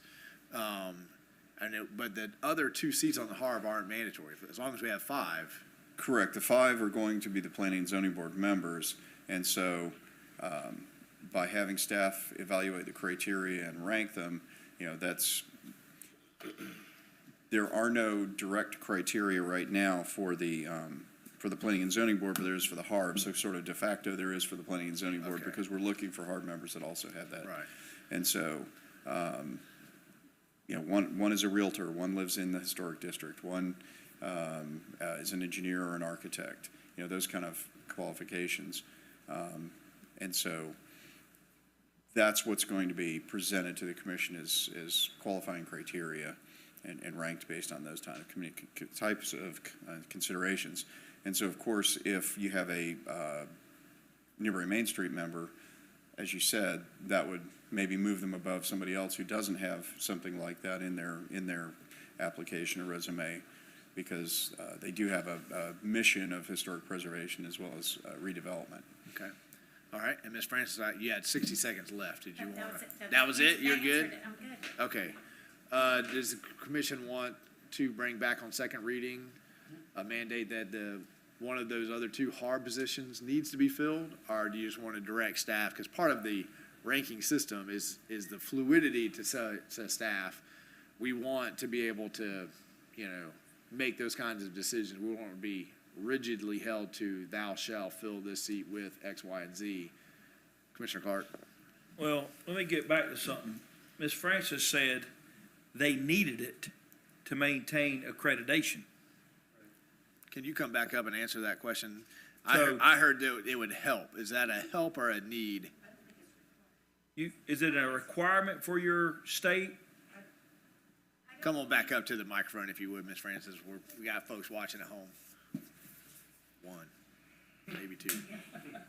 The way you stated, I want to be clear on that. Yeah, I don't believe it's a requirement, but it's part of the organization that we are supposed to be doing as being accredited through Florida Main Street and the National Main Street.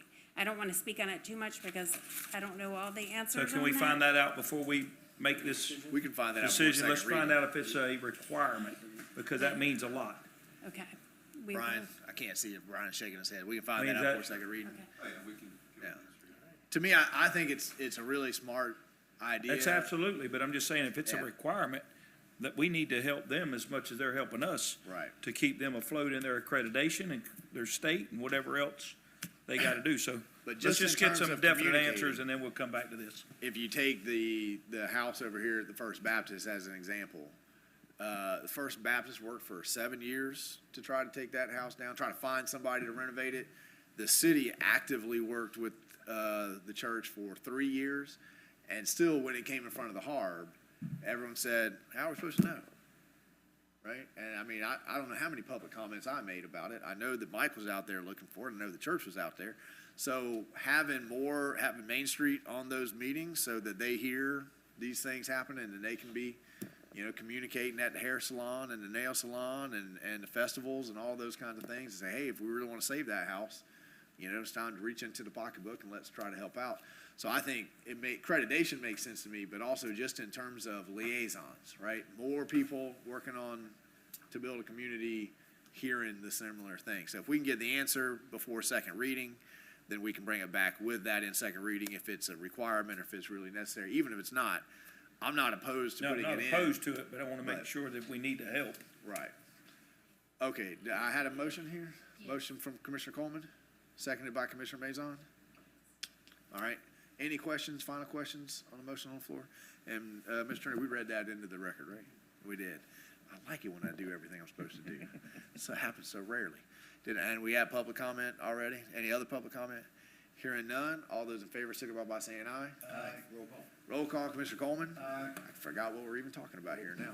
Commissioner Coleman's aye. Commissioner Clark. Aye. Commissioner Farnsworth. Commissioner Martin. No. Commissioner Mazon. Aye. Motion passed 4-1 with Commissioner Martin in distressed dissent. Okay, that will move us to agenda item 9. No, agenda item 8. Now we're on 2023-20. I've got to figure out these highlighted things. These are That's messing what we me just up. covered. We're on 9, Resolution 2020-29. This is the commercial development fee refund application, correct? Because it matters. This is Brian, too. Brian, you're a busy man tonight. All right, Mr. Attorney, would you please read Resolution 2020-29 into the record for me? Mr. Mayor, that's the original authorizing resolution for the development fee refunds. It's not part of tonight's. So this is the Not discussion of implementing the refund procedure that was part of this resolution. And we don't Correct. need to read that resolution back in the record? No? All right. Take us through it. Okay, thank you, Mr. Mayor. This is actually an application for a development fee refund from Norfleet Construction Company. It would refund some of the fees the development fees that were paid for the Because It Matters gym facility. Just a review of the authorizing resolution in 2019, Commission directed staff to develop a series of options intended to stimulate growth in the commercial sector. And one of those was to provide refunds and fees and charges incurred as part of the development process. This is something that can cover any commercial development, not just the narrowly limited options that our ad valorem rebate program could cover, that is governed by the state in terms of the targeted industries that you have to qualify for. This can be given to any commercial entity that qualifies. So basically, it said that we can provide a refund up to a maximum of $30,000 per project, meeting certain criteria. Basically, if they design the structure in the approved architectural design style, create new jobs, and provide significant capital investment to the city. So for tonight's consideration, city's received a qualifying development fee refund application from Norfleet Norfleet Construction, rather. The application along with the analysis is presented here below. So the Because It Matters gym, this is the existing gym, not the one that's under construction right now. Obviously, as y'all know, it's located in the commercial plaza in the Newberry Town Square. Staff's reviewed the application, found it to meet all of the following criteria. It was designed in the Florida vernacular architectural style, probably some of the best examples of any development in Newberry being developed under the Florida vernacular architectural style as in the town square commercial area. It created approximately 14 full and part-time jobs. According to the operator, about 6 full-time equivalents, 14 mostly part-time jobs, but 6 full-time equivalents. And it's approximately $800,000 in capital investment for the facility itself. And so based on how the refund is calculated, the total costs were $17,744 in development fees, and maximum allowable refund under the resolution would therefore be $13,872. There's a chart that kind of goes through how it's calculated. The first $10,000 refunded at 100%. After that, fees paid over $10,000 calculated at 50%. So you have the $7,744, which is over the original 10. 50% of that's $3,872 added to the $10,000 100%, and come up with $13,872 potential maximum allowable refund. Therefore, staff's recommendation is to approve the maximum amount allowable under the resolution at $13,872. Questions? None. Mr. Martin? Yeah, I'm glad to see we're able to do it. Brian, we've got $50,000 in this fund. Per year, Mr. Mayor. It actually, the reason this application is coming to us this year is because the $50,000 started in the year this was actually created. It started in the budget, and it didn't make it all the way through the budget process at the end. And we didn't kind of realize that until it was already said and done. And so we're putting it forward this year because we do have funds in the refund fee. Do we have any other applications Not yet, and for Mr. this Mayor. incentive Not yet, program? Mr. Mayor, but we do anticipate there are going to be a couple of more Because coming. I would say to the commission that this has been, from all that I can tell, a wildly successful program. I'm not saying this is the reason that the construction is happening, but this came on roughly around the same time. It seems to be a help. You guys have budgeted 50, and we're about to go back into budget cycle again. I would submit that in the next budget cycle, we should look at either increasing this, and see if a little goes a little bit, a little more goes a little bit further. But it also, it just seems to me a shame that you guys have budgeted $50,000 and we're only able to go up to, I'm not opposed to 13.8. I'm disappointed we can't go a little bit more. I mean, the development that's happening over there is, I agree, it's one of the best examples of vernacular. It's beautiful everywhere we go. Is there no wiggle room in this ordinance to say you're the only applicant? So because you're the only applicant in this budget cycle? Mr. Mayor, the way the resolution was written, this is exactly how it would be implemented. There was no provision for if there are leftover funds. Leftover funds roll over to the next fiscal year. Because the first time we did this, by some miraculous hand of Providence, we had 3 applications and they just were spot on, hit 50 grand. So it was all the money. It went out that year. The BIM is adding on more to it. It just seems a shame that you guys put aside $50,000 for economic development and we're gonna leave, I don't do math, but 37,000 on the table, yeah. The caveat what you're saying, Mr. Mayor, we asked for commercial way before I ever became a part of this dais. These guys, everybody here wanted commercial. If the money's just sitting there, it's budgeted. We are the dais. Why can't we change it to do that? I mean, it seems like there should be some sort of caveat for if Because there's we're only one asking for it applicant. and asking for it, and the building fees are going up. All this does is help give back a little bit to take care of some of the fees that we are in right now with some of the construction costs on it. This is a one-time reading, Brian? It's a yay or nay tonight? It could be brought back, Mr. Mayor. Well, I mean, I don't want to hold up anybody on the 14,000, right? I'd get that check out, but, I mean, am I the only one that seems strange, Commissioner Martin? Mr. Mayor, I'd say the remainder of the balance is still available for the rest of this fiscal year. And I believe the expansion of the BIM should be complete and would then qualify for this year. Within this fiscal year, yes. Will it qualify again? Yes, it's a totally new structure being built, so it would What's qualify. the timeline on that? So if they're under construction now, when will that application come? You have to ask the applicant, but it looks like 'Cause it's almost complete. It's a reimbursement, it's not an upfront, but I want to get the money that you guys have for economic incentive each annual year out to the people who are building. And then budget cycle, we're gonna go into budget workshops here and probably a lot sooner than Dallas wants to think about. So, Commissioner Mard, you were reaching for the mic a second ago. Well, the money's not going anywhere. It rolls over. I mean, I'd hate to give it away now. Like, what if somebody else comes in and applies between now and then? Is that what you were going to say?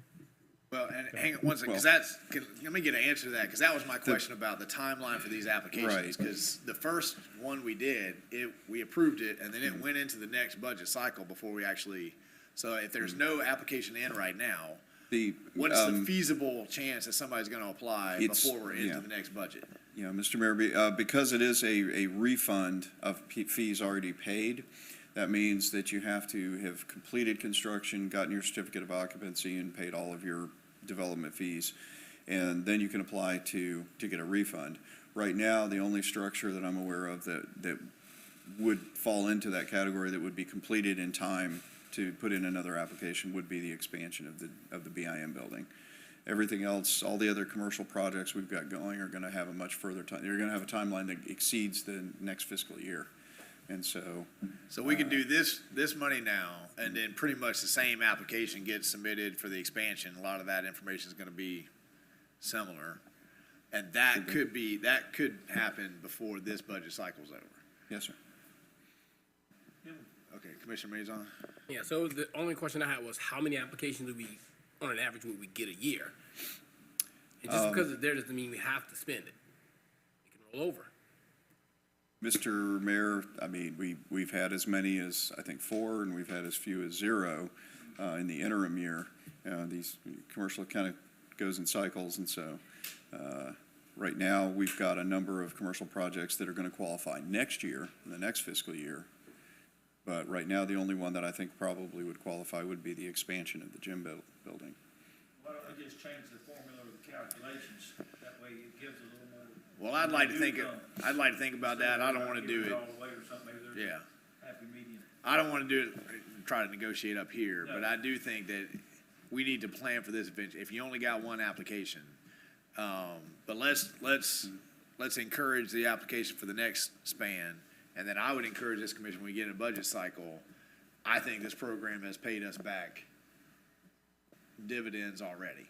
So you guys are budgeting 50,000 now, who knows, 100,000, put it into the pot, see what happens. But we got plenty of budget workshops to have those conversations. But I agree with Brian. In the next year, there's going to be probably a lot of projects that would, luckily, right, qualify. But I don't leave it just sitting there. Commissioner Farnsworth? If we approve zoning of a commercial piece of property, how long do they have to develop it to fall under this Did you say residential? Because this No, doesn't. no. A commercial property, let's say like we approved the property out there with a commercial out front, but they're not going to start building on it for 20 years. Will they still fall under this? All of this is reimbursement. So they Or what if they wouldn't- don't build in 20 years and then they have to expend the money, and then once they do what they say they're gonna do, then they would. So Right. I don't even know that they could put it in the application until they start construction. Why would you put it in the application until you start construction? So if this was upfront, that would be a consideration. But because all of this is, you come in, you make an application, and to my knowledge, everything we've done the past couple of years, there's been a 12-month sunset for any, you guys show us that you're doing something, or the land reverts back, like the advanced retirement reverted back to ag, because nothing happened in a year. So you guys do that each and every single application, but in terms of this, it's all done by reimbursement, so they have to spend the money first, and then Yeah. we pay it back. Yeah. But they don't have any time limit as to when they can start construction after it's been approved for commercial.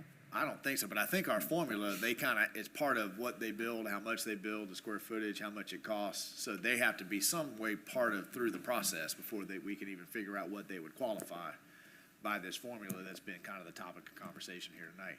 And I remember talking about this formula, and we had a whole workshop on it, but all of that is kind of rusty in my head. And the concern at that point was that we were gonna have 6 people apply for it, equaling $200,000, and we only had 50, and we'd have to pick or choose. I don't think we ever really saw that we would have one application in the year and only be a third of the money that you guys have set aside. And if a large organization like Publix comes in, will they take the entire amount of They could. allocated? Actually, Mr. Mayor, it's limited. Actually, that's right, they won't. It's limited to Yeah. $30,000. Yeah. And it seems like all we'd have to do is have a stipulation there that this board could give the full amount if there's no application. That would be a single qualified clause in there that would empower you guys to make that decision if you found yourself like this. Up to that 30,000. Up to that 30,000 per. I'm ready to vote on this. Okay, I had a motion by Commissioner Coleman, seconded by Maison, and, right? Or was that the last one? No. Okay, I have a motion for approval by Commissioner Maison, second by Commissioner Martin. Any more comments or motion by Commissioner Maison, second by Commissioner Martin. Comments or questions up here on the dais? Public comments or questions? It's been a good program. You guys want us to fund it more commercial growth? This is just commercials, not residential. Makes everybody happy. Hearing none, all those in favor signify by saying aye. Motion passes unanimously. Newberry Historic Society, this is being presented by me. And I want to do broad strokes here, right? And start to get you guys thinking about how you want this to be. So I think I've talked to each of you individually about this topic. I've talked to a lot of community members about this. I've seen probably in the past 3 or 4 years, some community historic societies fizzle out. Some of those were proposed by people that I didn't know that had only lived in Newberry for a short period of time. And it seems to me that at this moment of our history, as we are experiencing, robust growth and we got a lot of new folks coming in, that we need to take a concerted effort at not just, as we said at the State of the City, preserving our history, but ensuring that that history is used to then teach the next generation about what makes Newberry special, about our values, about our history, about the things that we care about. So I guess my questions for the dais is, in my mind, this could be all the way as formal as a PNZ, BOA, HARB structure. This can be as informal as the Newberry Opioid Task Force. For the PNZ, the HARB, there's a application process you guys appoint. If someone has to resign, you guys have to go back through that process. We started out with that structure with the Newberry Opioid Task Force. We realized very quickly that there was a lot of turnover rate there, and so we brought that resolution back, and basically that one is done by appointment. So somebody says, hey, I want to be on the Newberry Opioid Task Force, they're on, and then the Newberry Opioid Task Force determines a chair, a treasurer, secretary, and those kinds of things internally, and they can much more fluidly handle that turnover rate. So I think that we've had a lot of conversations lately about historic buildings. We've had a lot of conversations about historic people. And we need to codify that history somehow, some way. So I guess that's the topic of conversation. How do we want to go about this? If you guys, I think it needs to be affiliated with the city so that there's sort of an officiating member of this is what we want. We want to preserve the history of Little Red Schoolhouse. We want to preserve the history of the Kincaid Building. We want to preserve this history. But you guys may say, you know what, Jordan, that's a great idea, but we don't want the city of Newberry to be involved in it at all. Go do that completely on your own, right? That could absolutely be an outcome, right? But I've already had a ton of people that want to become a part of this, that want to work on this.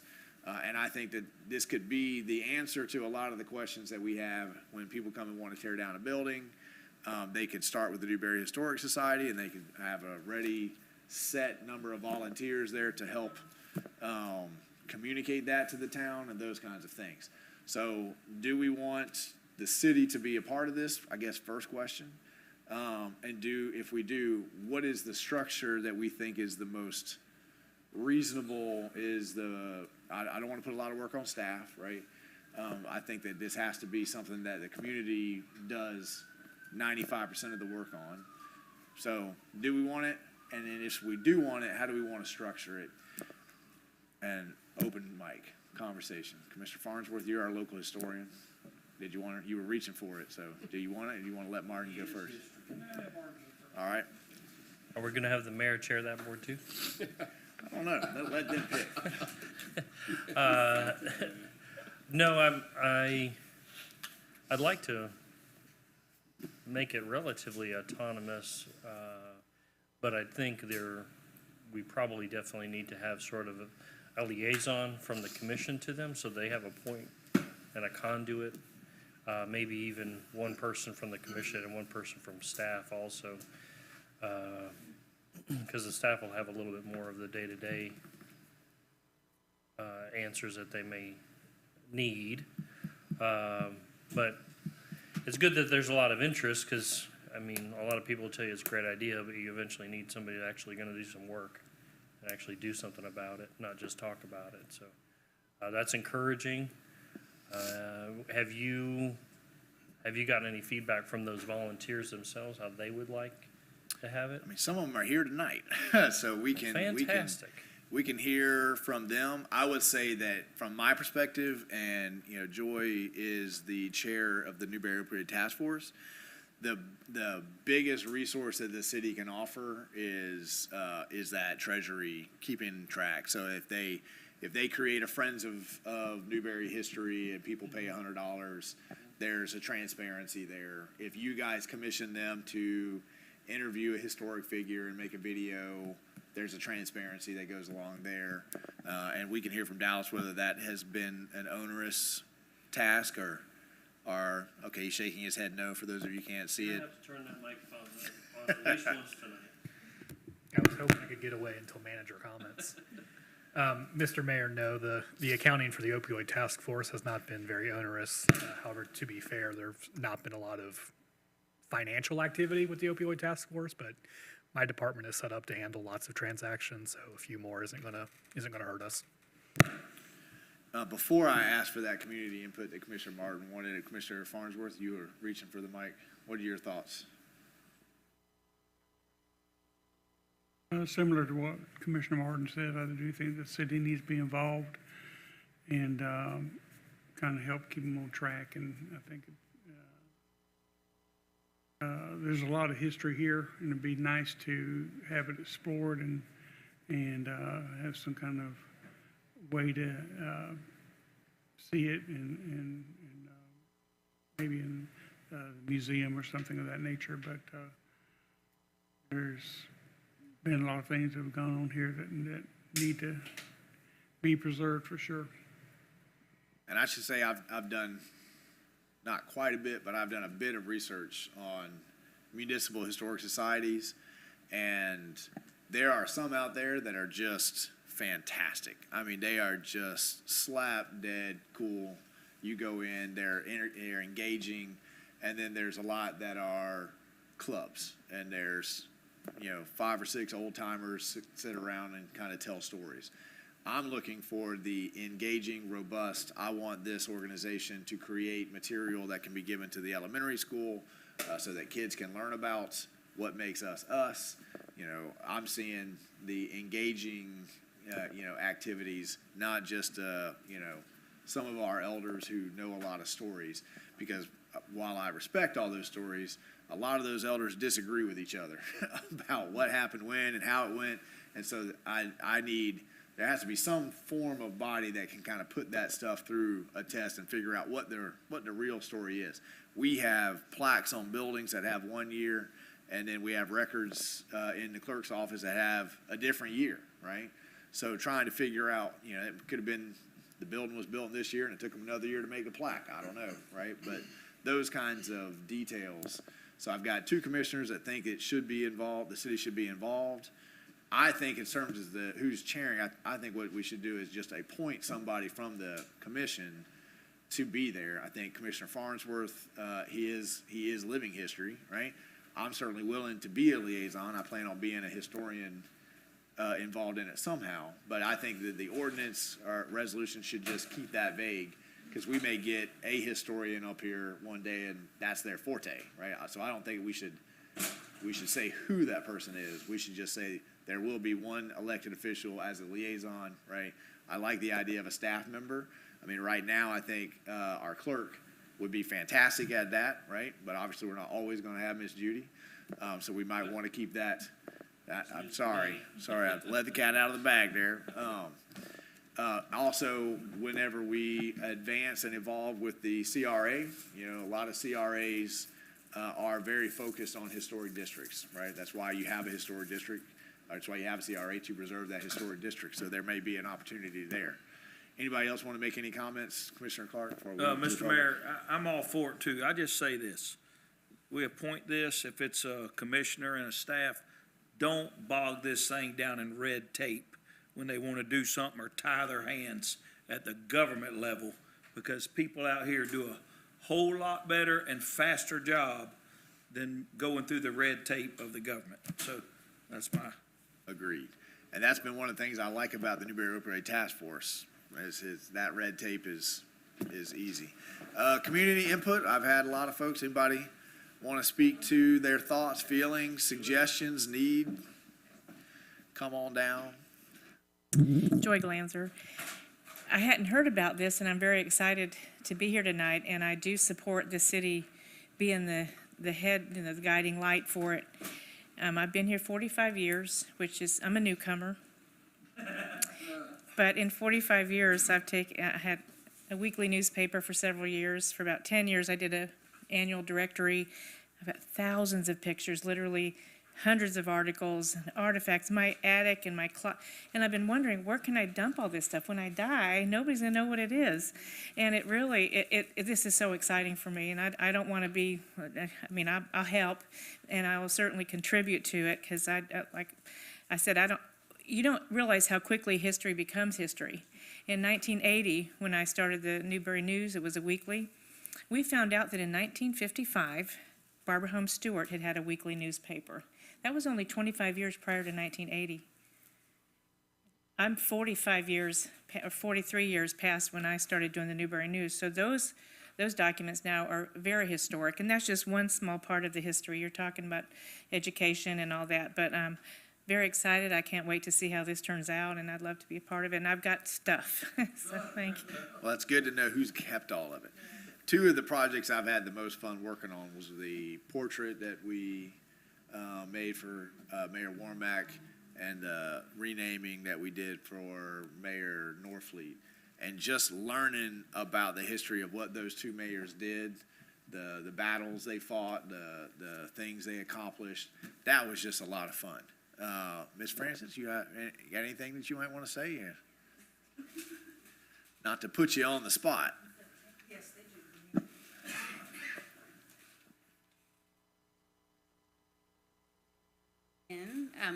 I think that Main Street being a part of that would be good for Main Street and the community, because it also is the historic part of the city, and thankful to everybody in here probably that old is cool now, and so it's like everybody's interested in those kind of things, and it might be things that we can preserve and to show our children.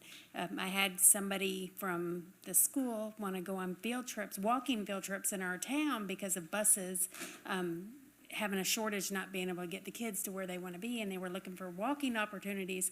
And if we had something like in this town, they could walk from the elementary school or the middle school or whatever on field trips to the things and learn about history just in our town. So, and I think it's an important part. Thank you, ma'am. Miss Peggy, come on down. Peggy Loy. I can't tell you how many times when I was running the gallery at Main Street, we would have tourists, people from outside the community, come in and say, do you have a walking tour? We're interested in the history of this town. We'd like to see which buildings and such. Well, a long time ago, the Historic Society, or a group, made a bunch of photographs of historic buildings in this town, but there was no organization to it. So we could show them, but okay, you go 14 blocks this way and 3 blocks this way. So to have something, people are interested.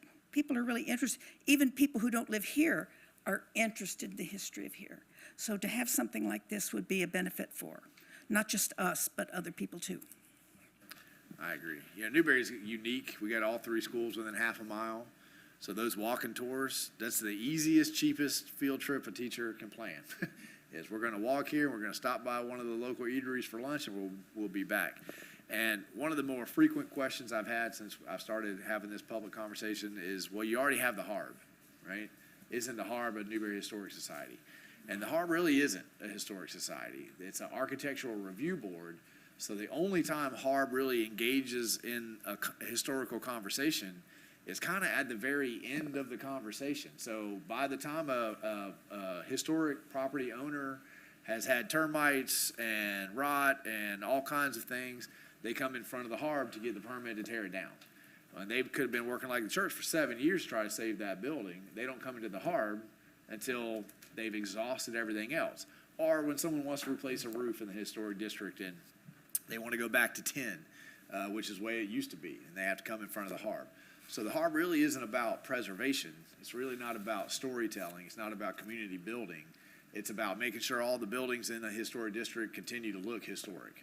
And that's a very limited focus, not criticizing the harbor, it's serving its purpose.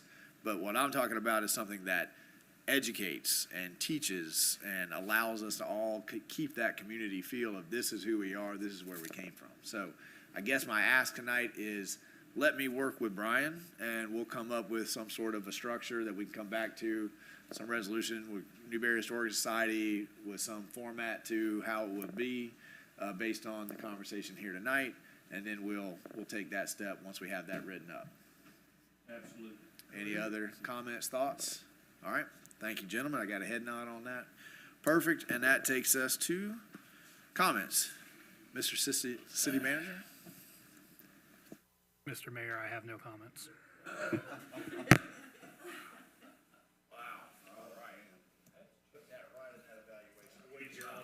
Yes. Mr. Attorney? On a roll, same. All right. Madam Clerk? I just want to remind the city commission, the swearing-in ceremony will be the second meeting in April. I think it's April the 24th. I'm not sure what time, whether it be at 6 or 7 or. I think on that point, Dallas, will you, we'll do the swearing in, but we always have a photographer for the family, so I think we need to have it at 6, because that takes a little bit of time for each person to get a picture with their family, and I don't want them to feel rushed. It's a special moment. I know when no one runs against us, we appreciate that, but it's still a big deal to get sworn in for another 2 years. So we usually do that the day. When do we do? I thought we did it the Wednesday after the election, but we're going to. We did until we did the whole contesting. That's right. Okay, so it'll be the second meeting in April. We'll have a photographer. You think 6 is plenty of time, or you want to do that at 5:30? That way pictures can happen and people can clear out. Because I mean, we could come and do pictures first, and then have the actual official voting.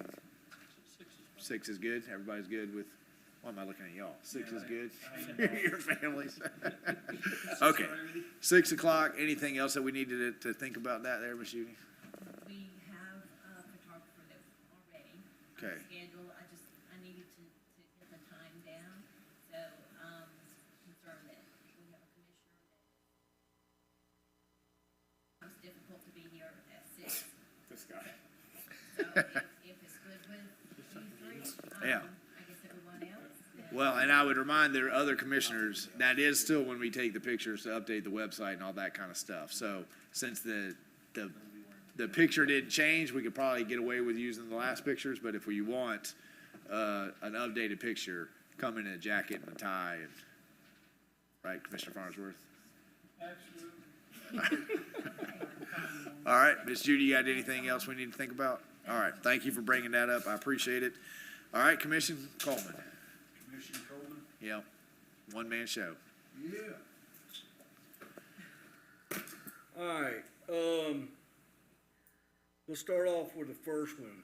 The, Papa Gray's house, Reginald Gray's house, next to Kathy Thomas. That house was built with the same lime rock and everything else. When he was building that next door, he was building his house. So probably the city of Newberry paid for that house. I don't know, but long story short, we have pretty much been offered that house, the city of Newberry. It's a cool house. I know there's a lot of upkeep and we probably want to restore it, but a lot of the history that you have, I mean, I just hate seeing that house go. That house, when was this built?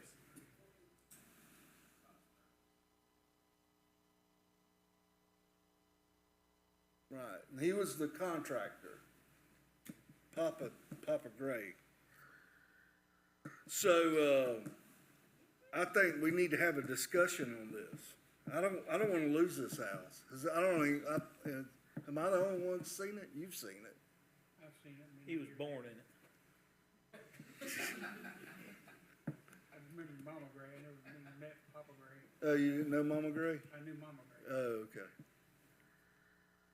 Commissioner, can I break in 1 second? Because I believe that there's going to be an application that comes forward for that property.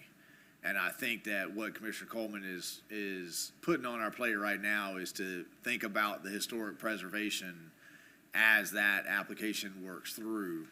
But I would caution, because that will be a quasi-judicial. There will be, the applicant will have rights. So before anybody goes too far about waiting for that process to work out, knowing that we are saying we want to preserve historical structures, but, you know, be careful, because we will probably be seeing that as a quasi-judicial. Yeah, actually, I mean, that's part of ex parte. You could just have to go there and admit that I went and looked at it, and Right. and then if it changes your opinion about the application, then Scott will tell us what that means. Okay,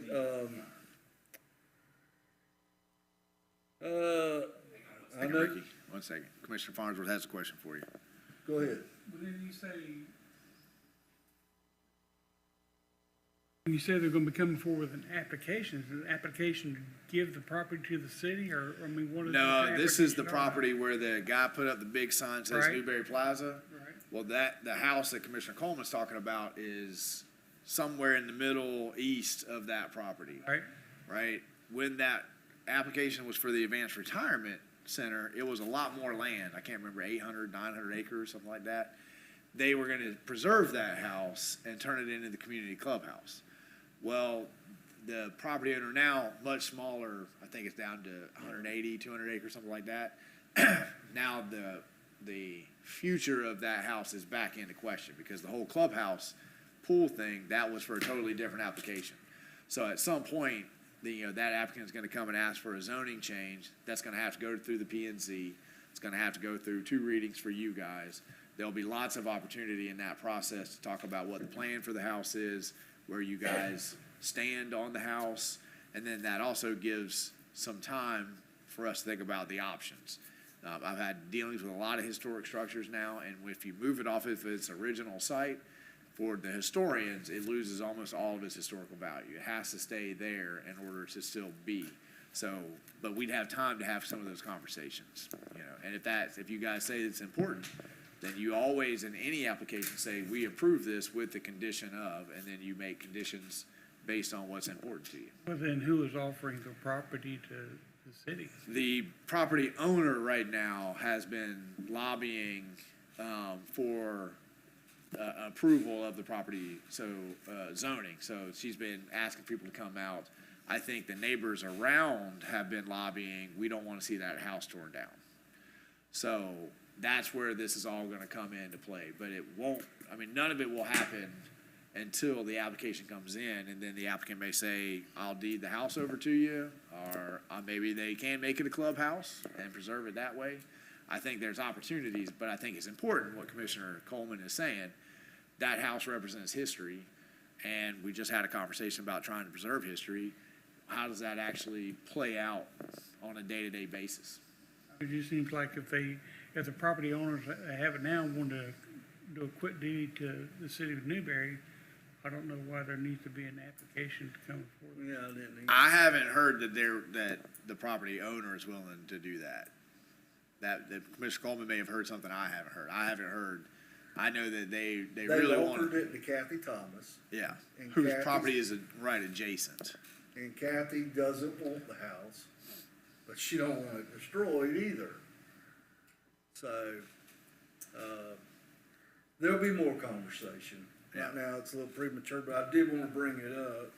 I know you used to date Miss Gray back in the 30s, so I know it's got some. Well, we got ladies present, Commissioner Coleman. Let's make sure we're keeping the conversation. You got a list. You got a list. Go ahead. And I haven't ran it in what? I got COVID, and it's been 2.5 years. I've been on this dice either 10 or 12 years. I can't remember yet, but I've been trying to get it in my head. But I ain't seen a dadgum road paved in this city. It's more red tape. It's not fair to our citizens what they're going through And we have, I can't, I mean, it does not make sense to me. It's like stuff gets dragged out, more dadgum governmental red tape, and I'm tired of it. Pave a road, staff. Please. I'm tired of the phone calls. I mean, that's part of government. It's not all this other stuff. Hate to say it's not even part of history. I mean, you know what I'm saying? The safety of our people right here that I got to represent and the other four here does. So if you got to take it out of some budget, come to us and get a road paved. I'm tired of it. Tired of it. I love y'all. I love y'all. I love you. But we need to pave some roads. Kobe Coleman's back. All right. Is that it, Commissioner Coleman? No, Don't let me once stop again, you. I love all y'all. You're on a roll now. You got something else? No, that kind of hurts because we know I'm alone. All right. Calm down now. Get a little breather in. Commissioner Clark, now you got to have just as much passion. No, I ain't I get on a tangent, it ain't good. I'm gonna say what I gotta say. The caveat, we know the road thing's coming. We already heard that it's coming. We look forward to it. And the red tape, like he said, needs to go away. The roads are there. I don't care about a survey. They were done 100 years ago. Pave it. So, but I do have a question about paving. And I was doing a little research, and we got some streets that we've been talking about. Probably only 3 years I've been on the dais. We were going to get a grant, and Mr. Mayor, I've asked you, and I want to bring it right here. We had about 8 or 10 roads through this area and through up by the back over by the John Deere area, the old John Deere. Most folks don't know what that is now, but they were quarter miles, 500 feet, places right through here. We were going to get them all cleaned up, put some sidewalks in. I don't know when that was, 3 years ago. And there again, my question, Brian, you're the CRA director. Can we use CRA money to pave roads in the CRA district? Mr. Mayor, is this actually working? The answer to that is yes. If it's in the budget for the CRA, it's in the plan. A lot of infrastructure. The plan was heavily infrastructure, tilted. And so it's, as the money accrues. We can. If it's in the CRA district, it could be used for that. Okay, so I know we're gonna borrow money, and that's gonna be coming up. Hey, can I follow up on that? Yeah. Because we got the grant, right? Mm-hmm. And I thought we didn't get the grant. I thought Armin told us we had successfully got that grant. We missed it the first time. We missed it the second time too? Okay. Well, then that's going to change my question, because I thought we had successfully got that one. I knew we lost it the first time, but when we are successful with that grant, I thought our matching funds for it were going to come out of the CRA, because that grant doesn't pay for the whole thing. It's like a 60-40. It's like a 60-40 relationship. Is that Dallas? Do you know that answer? I don't recall using CRA funds. I believe we were going to use the infrastructure gas tax as our matching, as well as perhaps maybe a portion of wild spaces to pave parking along MLK. Is that it? Okay. Anyway, we need to get back to that, my point, Mayor. You see right here the confusion? Right here is the confusion. We think one thing, we hear one thing. Dallas just, either we're gonna use this fund or that fund, we don't know. That's what we need to get on the board, what we are gonna use. So, and we know we got some money coming, so I'm with them. If we're gonna borrow it, let's borrow it and get it paid for, get these things done, and get the blacktop on the ground. I would just like to, go ahead, Dallas, I'm sorry. Mr. Mayor, the sentiment is completely understood. I'll take it back to the city manager. But just for the record, within the last 5 years, we have spent $900,000 in road paving. We've paved Southwest 257th, Southwest 258th, Newberry Lane, Southwest 5th, Southwest 7th, Southwest 4th, Southwest 5th and 7th. My unicycle down half of them. Understood. I just wanted to, be in the record. We have been doing paving projects. Yeah, well, I think we're looking for the big projects. I'd like just to ask Brian, I'd like to just, up front, I know the CRA is, got more money that here a few months back, we had a little more money than we thought. And so where's the first project? What is the first project? Or is there anything really in the chute for it yet? Mr. Mayor, we don't have anything specified as the first project. We're still looking at different opportunities. Recently, we met with the CRA director from Fort Myers, who enlightened us to some potential ways to leverage those funds to get bigger and better projects completed. And so we're looking at that. I'll have the facade grant, which is a tiny portion. Is that out? That's the actual outline. We presented the outline and it was approved. Coming back with the actual layout so that it has all the details.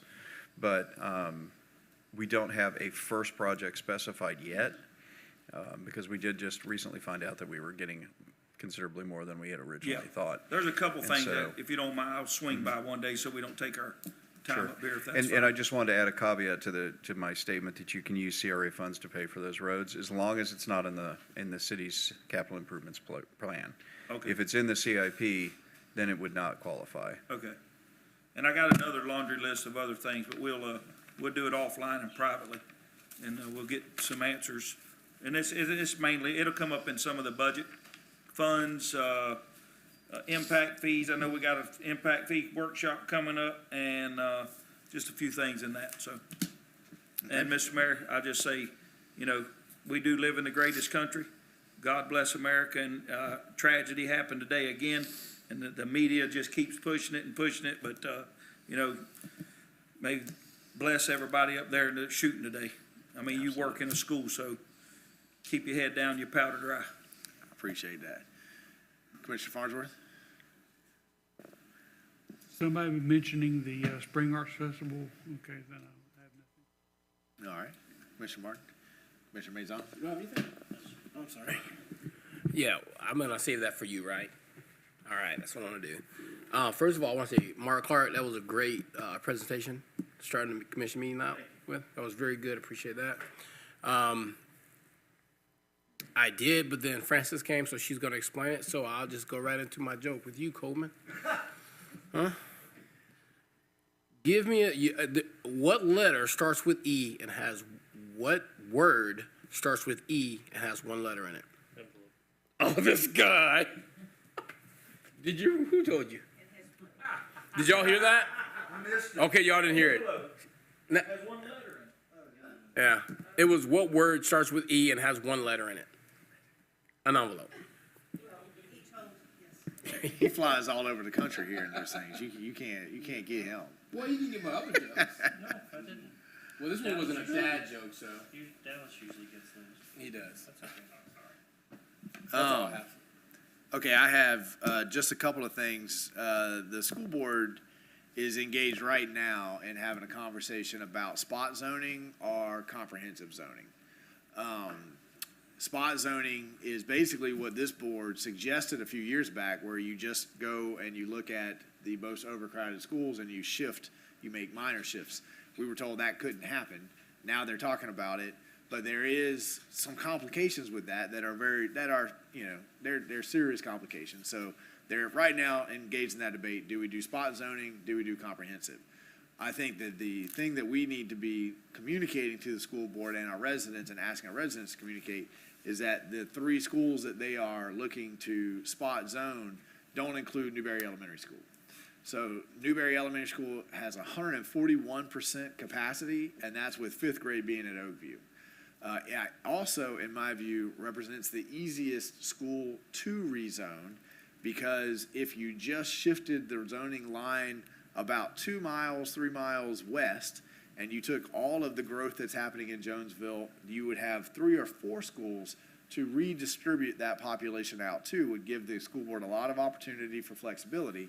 The new Terwilliger, which is the school on Parker Road, is at 62% capacity. So Newberry Elementary School is at 141% capacity. Terwilliger is at 62% capacity. Both of the elementary schools in Alachua are between 65 and 75% capacity. And so I attended the workshop, and I asked the school board to consider including, I didn't take a stance on spot zoning or comprehensive. I think they've got a lot of superintendents and expert. They got a lot of expert administrators. If they listen to those experts, they'll make the right decision about which path to go forward. But no matter what, they got to do something Newberry Elementary School. So if you guys would lend your voice to that conversation, the additions to Newberry Elementary School aren't slated to begin until 2030. I agree. That's a painful, I heard a lot of passion about our road paving, and I would put our road paving head and shoulders against school building. We're gonna get these roads paved in the next 3 to 5 years. We'll have them all done, right? So just if you have relationships with principals, school board members, superintendent, reach out. And I think our primary ask needs to be, whichever strategy you move forward with, you need to include Newberry Elementary School. We can't wait till 2030. The spot zoning would, if they do that, that would take effect in the next school year, which is part of the complications, because they've got an awful lot of things they have to consider. Buses, after school, kindergarten roundups already happened, right? So there is a lot of negatives to the spot zoning. But if that's the path they choose, Newberry Elementary should be in there, because most of those considerations won't apply to Newberry Elementary. Newberry residents, if you just shift that line a little bit, Newberry residents continue going to our schools, and you just take the Jonesville population, which again is governed by Alachua County Commission, not us. The most houses Newberry's ever built in a year is 155. It's the most we've ever permitted in 1 year, 155. Jonesville is building houses 3 times that rate a year, and then the apartments that they're building are 5 or 6 times that a year. So when you think about the capacity issues in our schools, they are not happening because of the developments that you guys approve, right? We have kids coming from us from all over Alachua County. We have kids coming to us from outside of Alachua County, right? Everybody wants to come to Newberry schools. I take that as a compliment to our schools. But we need to make sure that our conversations here are focused on which governing boards people should be talking to about our growth rate, about capacity. And Newberry Elementary School has got to climb the ladder of priority in the school board's mind. It just has to. That's the school board. April 1st is Newberry High School's prom. Every year I say this is a good time to talk to your kids about making good decisions. Call the limo companies and those kinds of things and find out what their policies are. It's happening at Granville, beautiful location right here in our community. Good question to ask kids is, where's the after party? Who's hosting the after party? The school does a great job of supervising prom, but what happens before prom and after prom, we're not there. So we depend on parents. If you're out on the roads on April 1st, pay attention for the kids that'll be out and about. A lot of them go to, what's the burger place? Waffle House, right? So everybody go to Waffle House, get a good burger at 1 o'clock in the morning. It's wonderful. And then won't say anything about the spring fling. I'll leave that for, anybody in the audience really that wants to come and talk. That's the end of my comments. Citizen comment. I'm sorry. Commissioner Coleman, don't have a heart attack now. You just got back from COVID, right? I already had 3. Hey, there was one other thing here and I missed it. So, the question that is kind of a question. I wanna bid everything out. You know what I'm saying, on these roads? Instead of doing all this in-house stuff. I want to bid it out. It'll go quicker. I think it'll be more efficient. And if the commissioners have any thoughts on that, because it's coming up, and I'm telling you, 80% of my calls are roads. Maybe it's because I live out there, but. I think that we could give direction to staff that in our workshops in this budget cycle, let's look at all the options of the most efficient way to move forward. I think what Commissioner Coleman is, and I've been thinking about this too, what he's articulating is Never before have we had the money to do these projects. Right. So when people call and say, are you gonna pave this road? It was always Commissioner Clark's question of, show me where the money's coming from, right?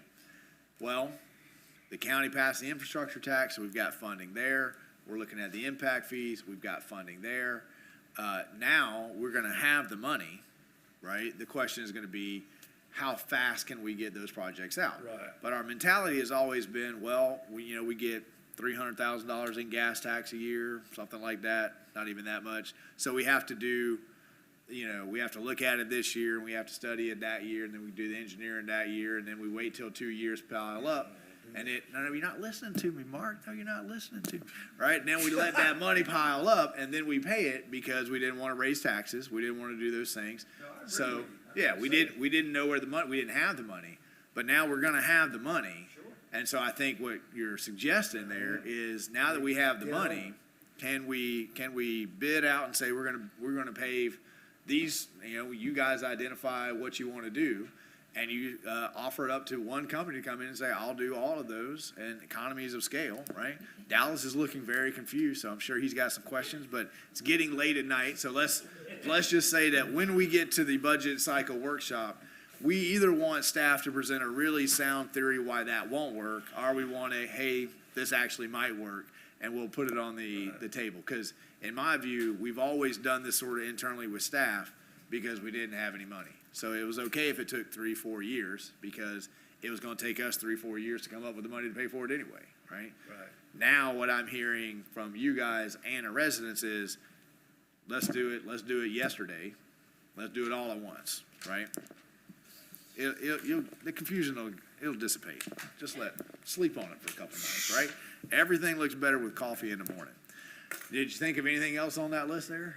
No, I hadn't, I haven't had a grant in 2.5 years. It's That good was for you, it. right? You got the It's blood over with. pressure up.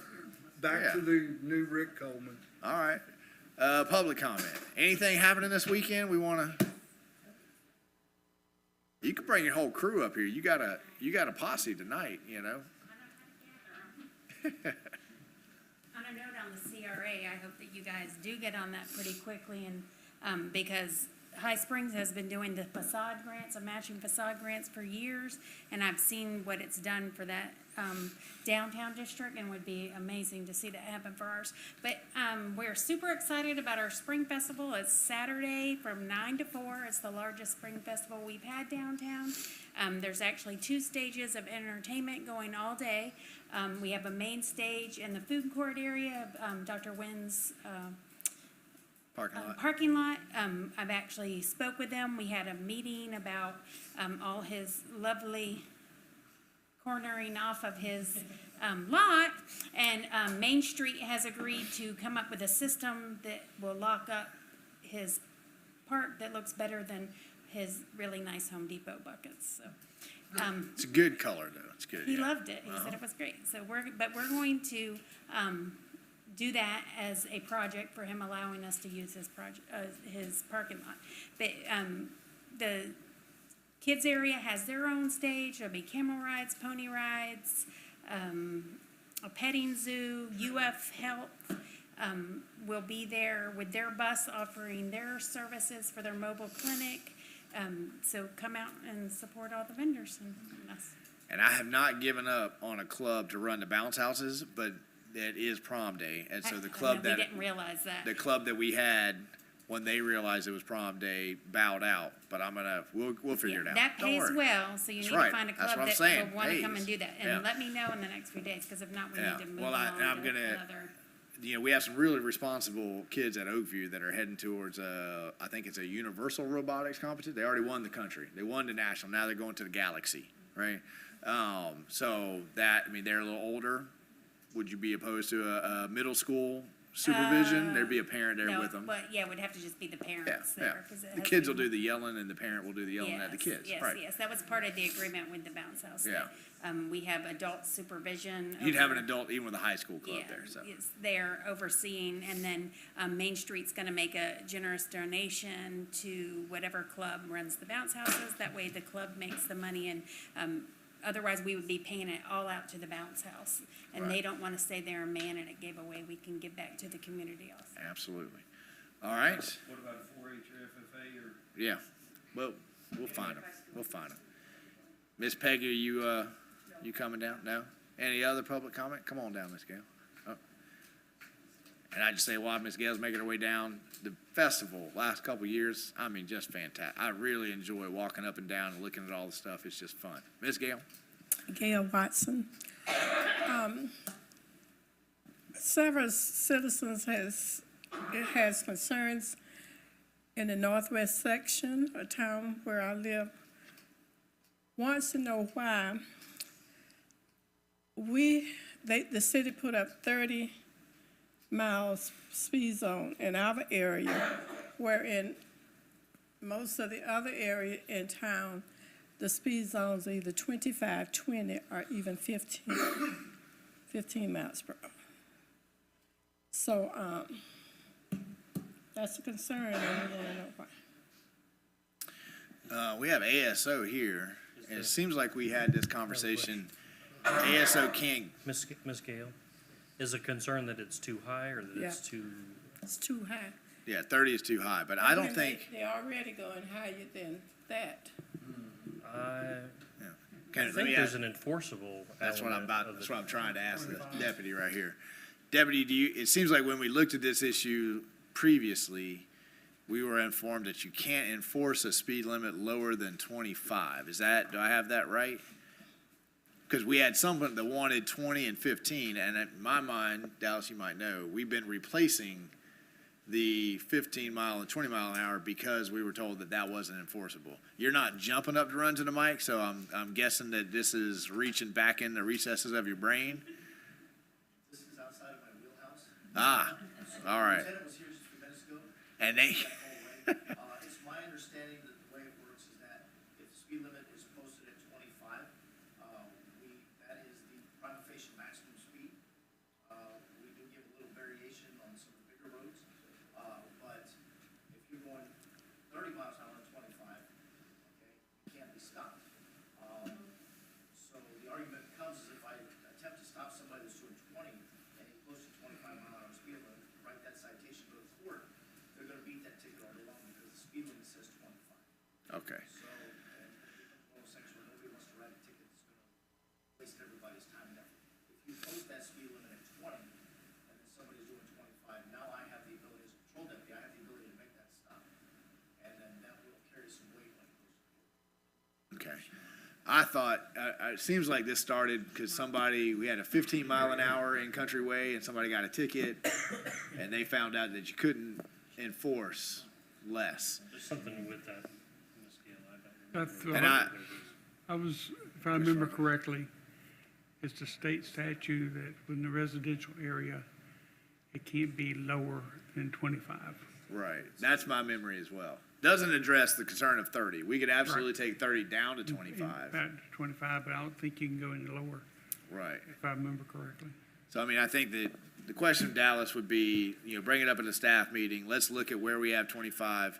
I know that in front of 3Ds, that is, I think technically a commercial district. And so there may be a different speed for a commercial district than a residential district, right? But let's look at it and see. Commissioner Maison, you got? Yes. So I had the concern from one of the citizens, so I did a little homework. I actually talked to Jamie Jones. That road that goes by 3D Barbecue is mixed with residents and commercials. And so that's why I thought it was 30 miles an hour. But then the road that takes you going, or I think it's 4th or 5th Ave, that takes you to MLK is 30 miles an hour as well. Has no speed bumps. The guy that's over in Newberry Oaks, his concern is that he thinks they go higher than, how do we get to Newberry Oaks? It's the concern over there behind Canterbury. Oh, okay. Yeah. That's 30 Yes. Newberry Oaks too? Okay. Yeah. So his concern was that 25, he thought they were going he said 50 miles an hour. So when I was in my truck driving, and it was 25 miles an hour, and I took the speed up, and it's pretty fast in a residential neighborhood. It gives you no react time to stop to a kid that's running out in front of a car, period.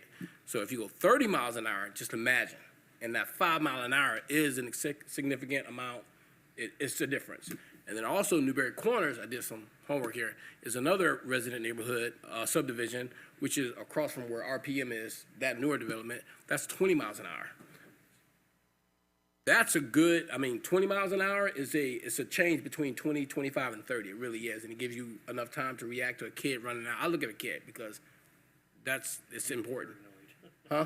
I'm paranoid. Very paranoid. And so over the northwest side, as you look, there's a couple streets, and and it's kind of just like over there in there's another subdivision, older subdivision where the strip is very long, and it's 25 miles an hour, and they have 2 speed bumps. So speed bumps actually could slow the speed down. That's why that guy was trying to get them put in, because like he said, 20 miles an hour or 25 miles an hour, they're not gonna write tickets. But we could, as a city, put speed bump into some of these subdivision and neighborhoods. Because neighborhoods they were done a long time ago, so they're 30 miles an hour. Now, granted, on the southwest side of town, you have some neighborhoods that are 25 miles an hour. But there's those long stretches that are 35, 25 that have no speed bump, but if you did put them up, it could decrease the speed. Just FYI. Okay, so what I'm hearing though is that it sounds to me like it's not just a northwest side of town. We got Newberry Oaks at 30, we got some 30 over here, we got some 20, we got some 25. So I guess the question would be.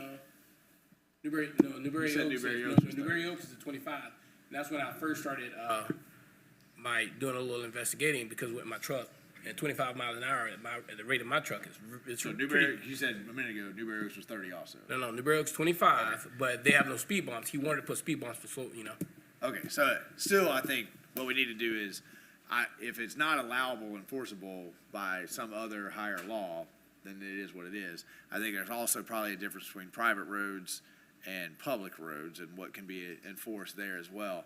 So let's see if we can get staff to do Jamie, come give us a little presentation on what we got.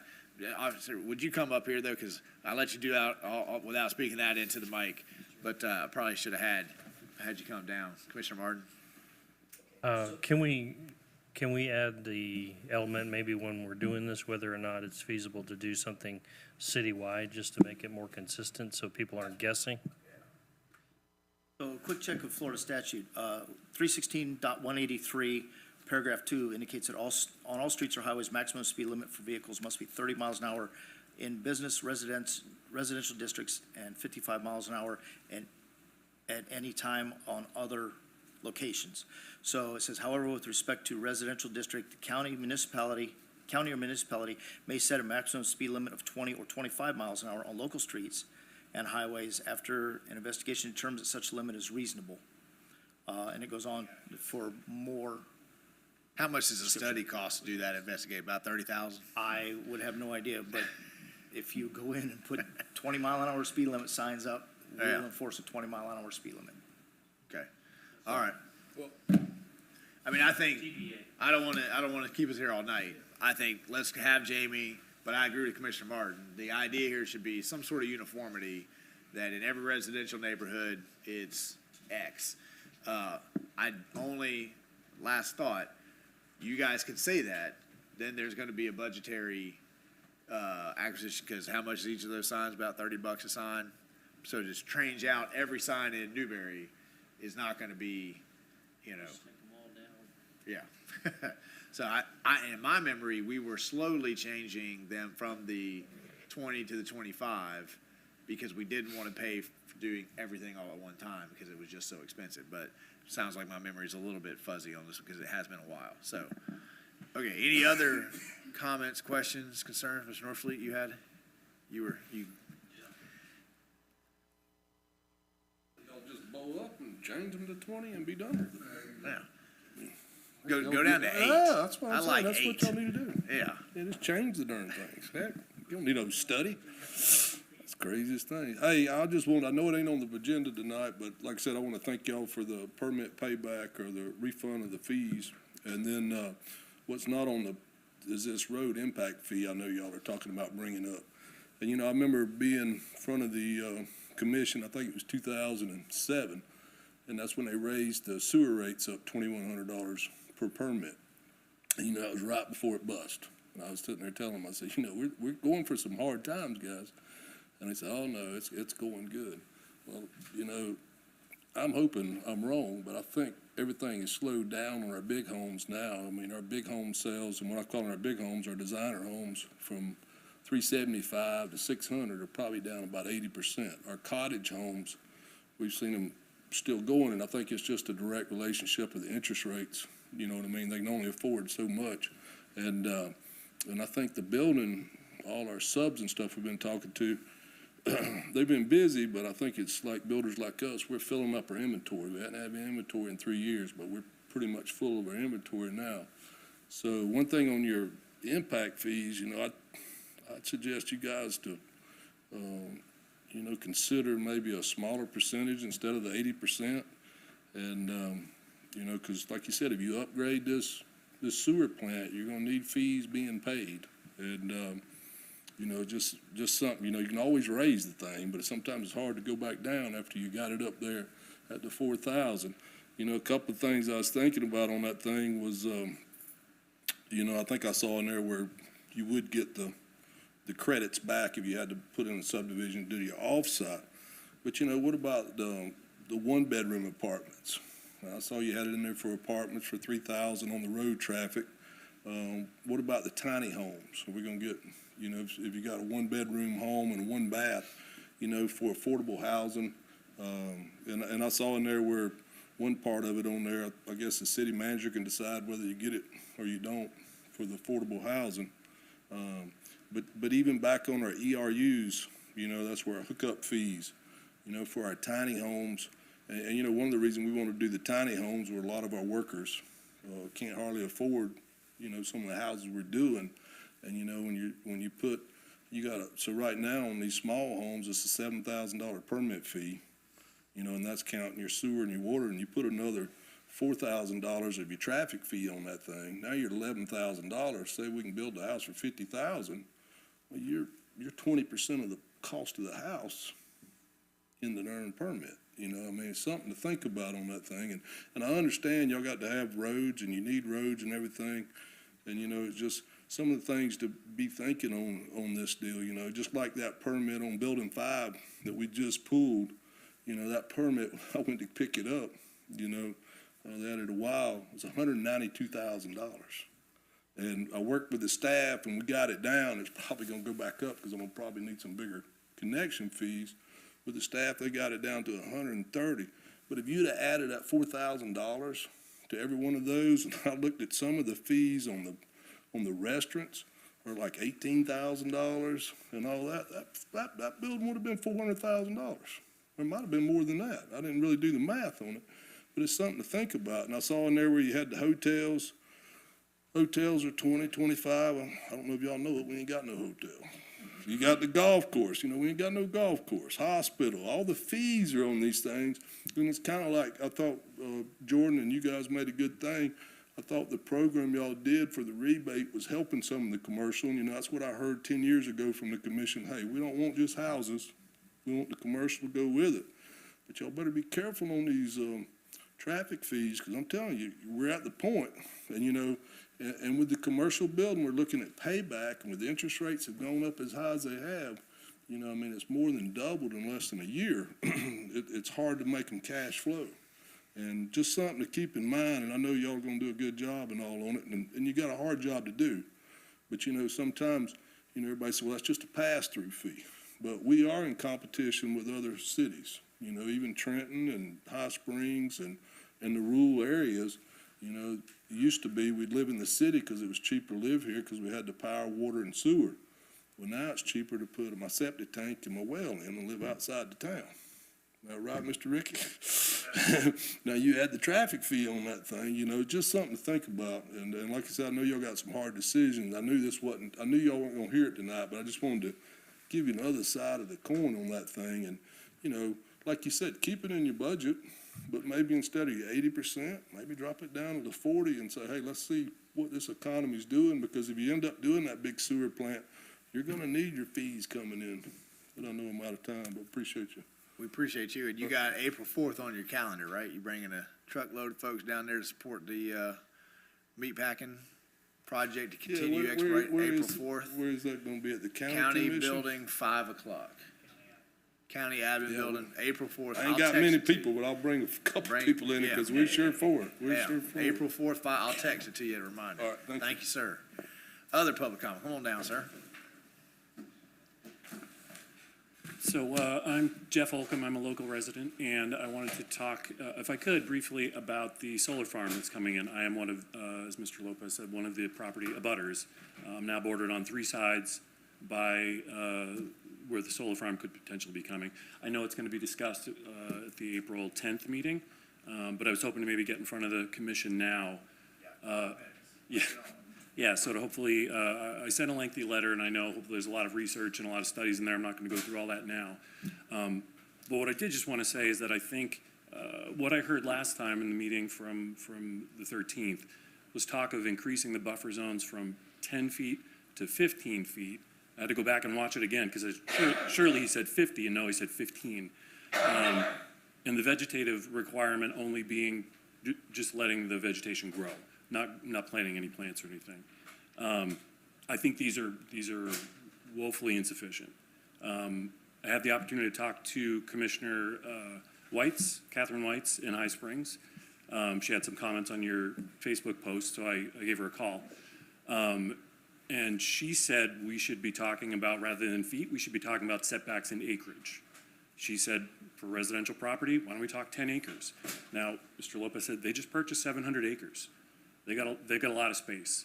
And when you've got a residential property right on top of that, and I'm bordered on 3 sides, I have neighbors who are bordered on 3 sides, why do you need solar panels 15 feet away from you? And she said, she spoke very highly of the commission. She spoke highly of you, Mr. Mayor. She said, I love Jordan, he's a great man, but he doesn't know what he's talking about. She said 15 feet is laughable. So my argument is, why not just put something in the ordinance, make it bigger? I had a conversation with Mr. Lopez. It sounds like his company has the best intentions. They want to look out for the residents, the neighbors. He was talking about 100-foot, 150-foot setbacks. But with all due respect, why take them at their word? It's like, why not make it required? And what about the next solar company that comes to town? This could be the first of many, hopefully.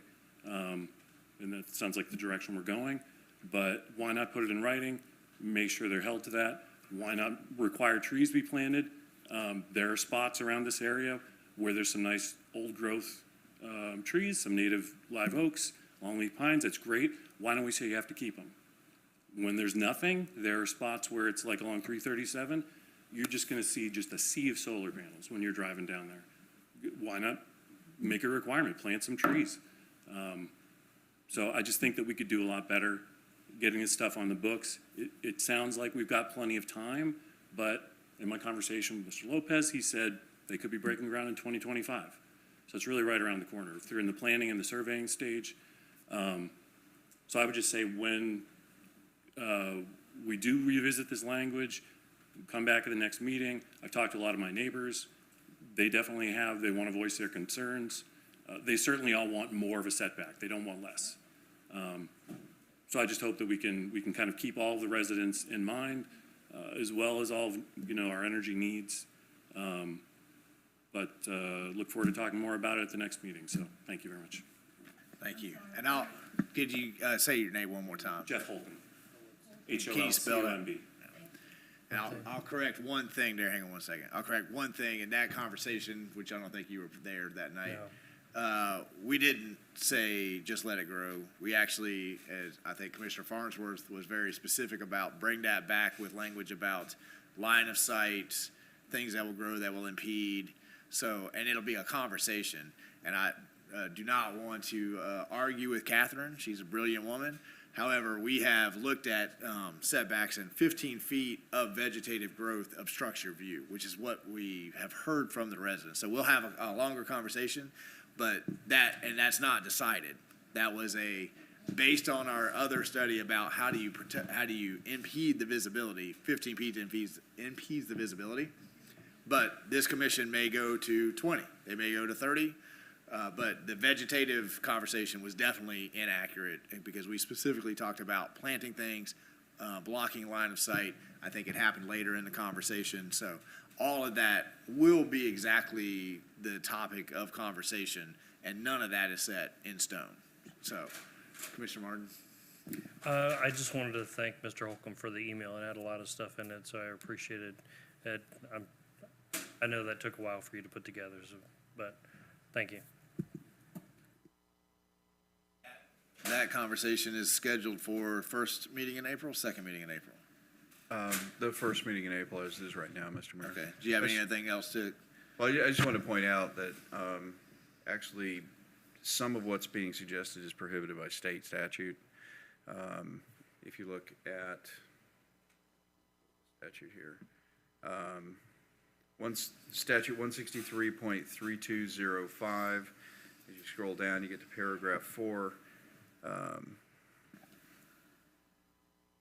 Solar facilities will be permitted in all agricultural land use categories in a local government comprehensive plan and agricultural zoning districts within an unincorporated area and must comply with a setback and landscape buffer area criteria for other similar uses in the agricultural district. So basically, it goes on to say, county may adopt an ordinance specifying buffer and landscaping requirements for solar facilities. Such requirements may not exceed the requirements for similar uses involving the construction of other facilities that are permitted uses in agricultural land use categories and zoning districts. So, in other words, you can have buffer requirements, but they can't be more excessive than anything else that you regulate generally in agriculture. Will you send that to me, Brian? I'm going to share that with Commissioner Whites. So that we can all be on the same page. Any other public comment? Hearing none, we are adjourned.